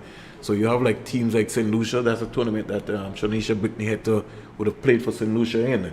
So the expansion is there. Had we not had COVID, the Leeward Islands would have had their first under-19 team going to that competition. Yeah. So it's a going process, but it's much greater than that, Mali. We have to start in the schools and start a lot more earlier. Exactly, and also just an example, Cricket West Indies can't be responsible for everything. Antigua is going to have to care about Antigua's female cricket and the like. St. Kitts, Barbados, Trinidad. These respective boards are going to have to develop their own players also from the youth coming through. Because if you think about the men's, Antiguan Cricket Association, for example, wasn't necessarily concerned about, I have to produce players for the West Indies. You just have to produce players to represent Antigua and then take it from there. So a lot of these respective boards are going to have to shoulder a lot of the responsibility as well. Over number 16 start, Zafar is 39, Imtiaz is in strike. And here's Imtiaz having a go at this one here, out to the deep backwards Gaelic fielder. More into the mid-wicket area. She's got a lot of work to do coming around there. Got Nabi, a lovely little spell right here. 1 for 16. And we're just having a little discussion in terms of how best we could be able to improve West Indies cricket. 77 for 2. Everyone has to look to make their contribution. Kiana Joseph coming around there, like a paddle off there. I think it might be a leg by, signal here by the umpire. Because Nabi was just a little bit offline. And if we see us, Mali, if we see us about the development, we use the word development loosely. But I don't think we have committed people who are thinking outside of the box to understand what is almost required. We see Amali Richards, but we don't understand what it's like to bring Amali Richards from primary school up to the next level. It takes 15 years, Mali, to produce almost a player. And I think that's what we've actually struggled with. We've had examples in the past, but I think we've struggled to actually understand just why we were successful as the West Indies cricket team were in the time that they were. And we're struggling to replicate that because we didn't necessarily understand those processes and what it actually took for those players and that team to be what they actually turned out to be. So a little chip there from Imtiaz down to long on. Fielder misfielded for a little while, didn't do a good job in all, took her eyes off of the ball and gave Imtiaz a chance to come back quite easily for a second run, which maybe should have been one. Zafar is 39, Imtiaz is 13. She's in strike, 80 for 2, into over number 16. Now, the rest of the world, Mali, looked at the West Indies for a number of years. I remember the late Tim Hector. I'll come back with that conversation in a little while. Kajnabi, he comes in now to bowl to Imtiaz. Imtiaz is looking to go past backward point.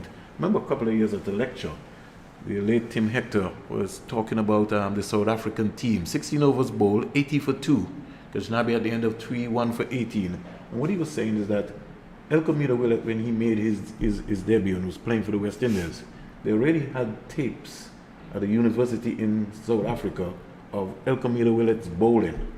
That's something that, in terms of our data and our research and looking at our players, that we were left behind in world cricket. So while we were dominating, everybody else was recording us, looking at us, and emulating our players. But we weren't keeping that information close to us, and so we almost like playing catch up. So we were good, but we don't have the data of our players. And I remember as well, just to highlight that point as well, the Antigua senior team touring in England in 2005 and coming up against Bangladesh, a Bangladesh A team.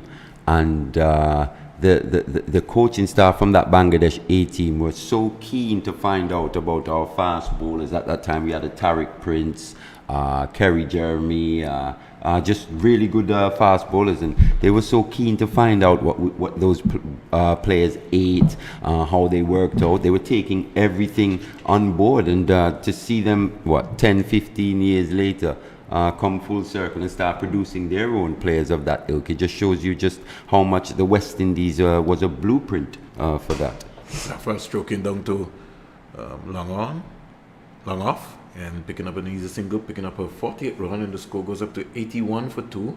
Mangro is into a third over, not for 11. Brings Imtiaz into strike on 13. Want to touch a little bit another point with Mali. Imtiaz just saying to Mango, just hold for a little while. Another thing which sort of kind of crippled us to Mali is that once the England and Wales Cricket Board had shut out the West Indian players from going to England, there was no avenue for our players, and we really did not rebound nicely enough to be able to deal with that process in terms of what took place. Could elaborate a little bit more on that point as Imtiaz just stroked that down to long on and picking up an easy single off Mangro. And that's where your own perspective, your own cricket board should come in. So in essence, what we were actually saying was that the English cricket board were developing West Indian players. Well, to them, they would feel that way because remember they weren't winning anything. In fairness to them, Mali. And that's what I'm saying. And the mindset was that hey, let's keep the West Indians out. Right. At one point in time, we had like close to 30, 40 people going to England to play. Right. I wouldn't say it was necessarily let's keep the West Indians out. They just started looking to develop their own players because in essence they were developing players that couldn't play for them in the international arena, and would go away and actually cause them more grief in the international arena. So I think that's when now it became incumbent upon our board to develop our players in the way that they should. 84 for 2. Zafar is 41. She's in strike, and we'll wait for a Mangro delivery. Back and just tugging this one more or less down to long on again. And picking up another single, 42nd run. If you think about it as well, sorry not to cut you off, if you think about it, and the shoe was on the other foot, how long would we be catering to English players who couldn't play for us, but would be playing in our domestic competitions? We'd be developing English players to come back and actually put in good performances against us. Well, I'll come back to that in a little while, Mali. It's amazing that you made that point, Mali, as over number 17 comes to an end. Pakistan women, the target is 100 there, 86 for 2. Zafar is 42. Imtiaz is 16 from 20. Pakistan needs 14 more runs of 18 deliveries. Now, when you look around Mali, as compared to, as we said, the door was closed on the West Indian players. If you look at county cricket today, it's almost like on its deathbed. I don't know. I think it's that's debatable. You look at even. And the reason why I say that, Manny, is that a number of the contracted players don't get an opportunity to go back now to play for their counties. Oh, that's what you mean Yes. in terms of the England players. Yes. Yeah. Right. And They don't play that much county cricket. And that is something which the county game itself, that's why It's sticking struggling. in that area. Definitely in the 4-day game, they're struggling from that perspective. Kiana Joseph comes back from the circle there and end, and in the meantime, very quickly, Imtiaz is hustling a single out there. Mangro is upset with herself that she didn't pick up, because he would have had some fireworks to one of those stumps. But what I will tell you though is that we've seen Jafra Archer, we've seen Chris Jordan, and there are quite a few more players of Caribbean descent and coming from a Caribbean background just waiting in the wings.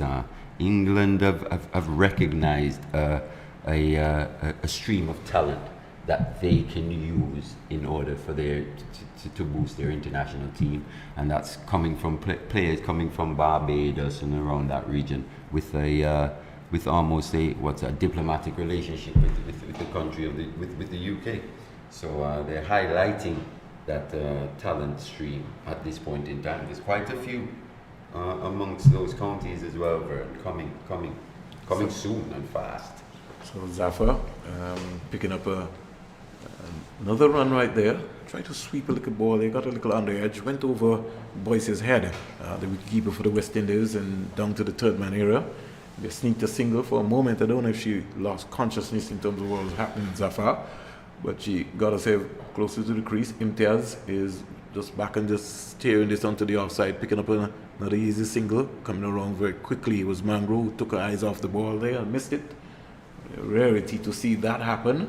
In the meantime, Imtiaz would have sneaked a single quite easily, and the score goes up to 89 for 2. Imtiaz 18, Zafar 43 comes into strike. She's got enough runs. Can she get a little half century and end the tour on a high note? She's going for that one badly offline delivery there by Kiana Joseph, and she came right across the wicket and just paddled that one over the short fine leg and down to the boundary for 4. Zafar goes to 47 now, 54. Kiana Joseph not for 17. West Indies need, not West Indies, but Pakistan needs 7 from 13 deliveries. 93 for 2, Zafar 47, Imtiaz is 18. Yeah, and Zafar's played a brilliant innings here. She's just kept knocking the ball around, and when she's gotten a bad ball, she's put it away, and she's almost showing Renice Boyce exactly how she could have gone about her innings as well. Here is Zafar back and punching that, beating the short third man in the backward point boundary, down to the boundary for 450 to Zafar. That's a lovely knock by the Pakistan player. That's a beautiful 3 boundaries so far, 1-6 Zafar.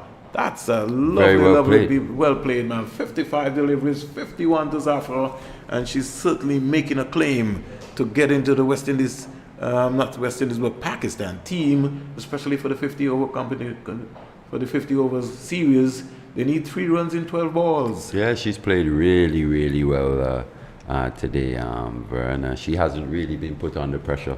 It's been pretty serene for her in terms of the way she's gone about it. She's rotated the strike, like we said, and she's put away the bad balls, and she's got the highest score of the series thus far from either player on both teams. So yeah, congratulations to her, and she'll be looking to be there at the end for a nice little red inker to boost that average. Aisha Zafar, beautiful knock by the Pakistani player. Pakistan at 97 for 2, 18 overs bowled, and Amarak is now switched now to the Sir Andy Roberts end. And let's see what the approach will be by Imtiaz. Imtiaz maybe needs to go to the beach pretty early today. Why? She need a soak. She just needs a soak. Vincent Deming always used to say the groundsman at Warner Park is that, hey, the beach is waiting. So you want to be able to get an early beach, but she has quite a few choices here in Antigua. Certainly. Here is Imtiaz looking to undrive, but you can't beat the live wire of Mangro, who's in that short mid-wicket area. West Indies still playing with some little purpose of energy. Imtiaz is 18, they need 3 runs. She's just clipping this one into the leg side area. They need 1 and they're going to, no, she's been sent back by Zafar, who's not taking any chances, and she was quick to get back into the crease. Ramarak in her fourth over, in only her first game, not for 10. So that's a good prospect. Yeah, she's bowled with good control today, hasn't she, Vern? Break for a little while. 98 for 2, Safa is 51. She comes in to strike. Pakistan needs 2 runs. Could it be over in this over? We'll find out. Safa's back and punching it, but can't score. Lost her shape there, and she was just rehearsing herself and saying I should have just got a little tighter, get a little deeper and just punch that again there. But she's still there. She's 51 not out, and she'd want to end the series as not out. She could be also maybe the player of the series so far. Here is Safa having a go at this one. I think it might be the victory for Pakistan right now. It's gone past the short middle wicket fielder. They come back quite easily. I think it should be game over based on this delivery. The umpires are moving in. So Pakistan winning by 8 wickets. 100 up for Pakistan in 74 minutes. And the West Indies have bowled these overs very, very, very quickly. Game over. Rapid. And a clean sweep of the Pakistan A team over the West Indies A team. But trust me, this young West Indies team have played with some vigor. They played with some, Courtney Walsh was able to see some new talent put out onto the field, and we can only just hope for the best for this team. We'll give you a little recap. Zafar knocked out 53 in the end of 56 deliveries. Imtiaz knocked out 19.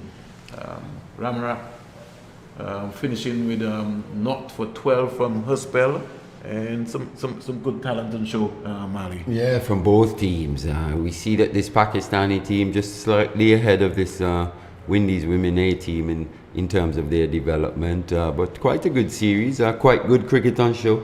But Windies won't be too disheartened. You've seen quite a few good individual performances, but just not enough to get up and get a win over this Pakistan team. So in the end, the West Indies A team going down. We look at the Pakistan team. Right, was bowled by Grimmon for 6. Zafar not out 53. Sohail was caught Mango bowled Gajnabi for 16. And then we had Imtiaz was not out 19 from 24. Extra 6, a lot better, much better improvement today in terms of the West Indies. From that perspective, yes. There. 100 for 2, Pakistan reaching there. We'll get the bowling figures for you in a while. We hope that Grimmon is okay.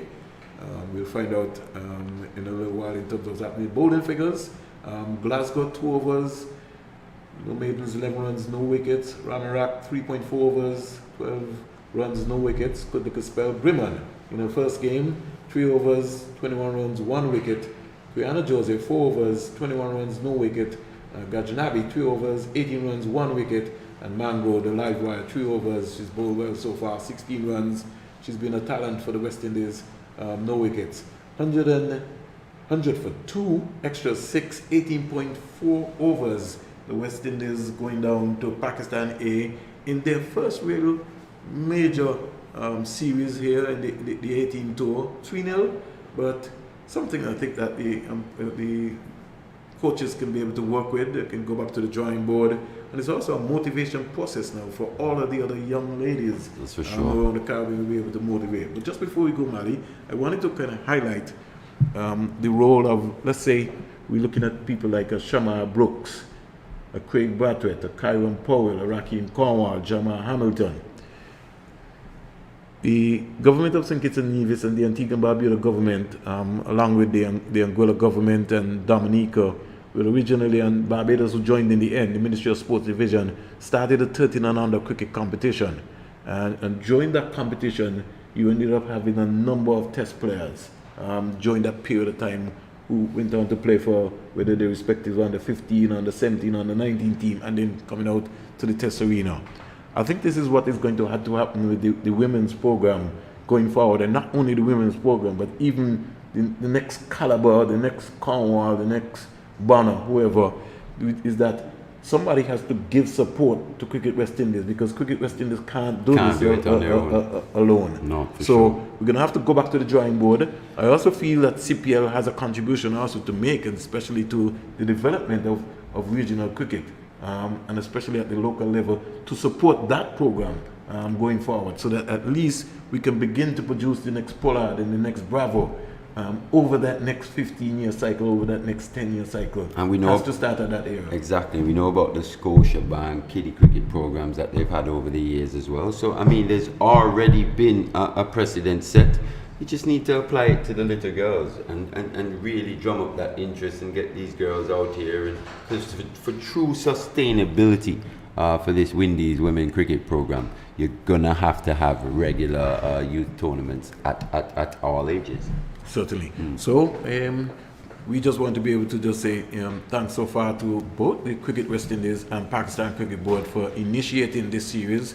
You know, the next big tour coming up hopefully will be South Africa, and so that will give plus we also got a competition coming up in Guyana that is also going to be maximum, and there's a lot to play for in that Cricket West Indies tournament, because the winner of that Super 50 T20 tournament will get an opportunity to represent the region, the Commonwealth Games. So there's more motivation taking place.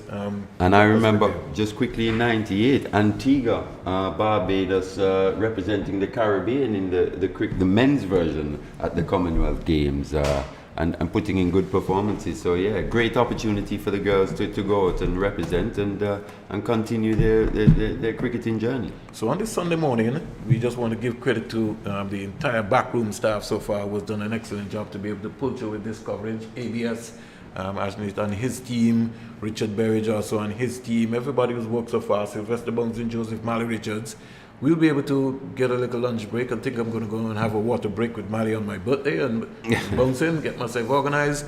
And then we'll be back at least about 10 minutes to 2 to start the all-important game between the West Indies senior team, women, and the Pakistan senior team. West Indies have already won the series. Their first from since 2019, but they'll be looking to clean sweep that series. We'll be bringing it back to you live and in living color from the Sir Vivian Richards Stadium. In the meantime, the Grounds are getting themselves organized, and we'll have an update for you on Lady Grimman in terms of how she's doing and the two other young ladies who have been injured. This is Vernon Springer on behalf of Cricket West Indies and our commentary team saying we're taking a little luncheon break right here. We'll be back with you 10 minutes to 2.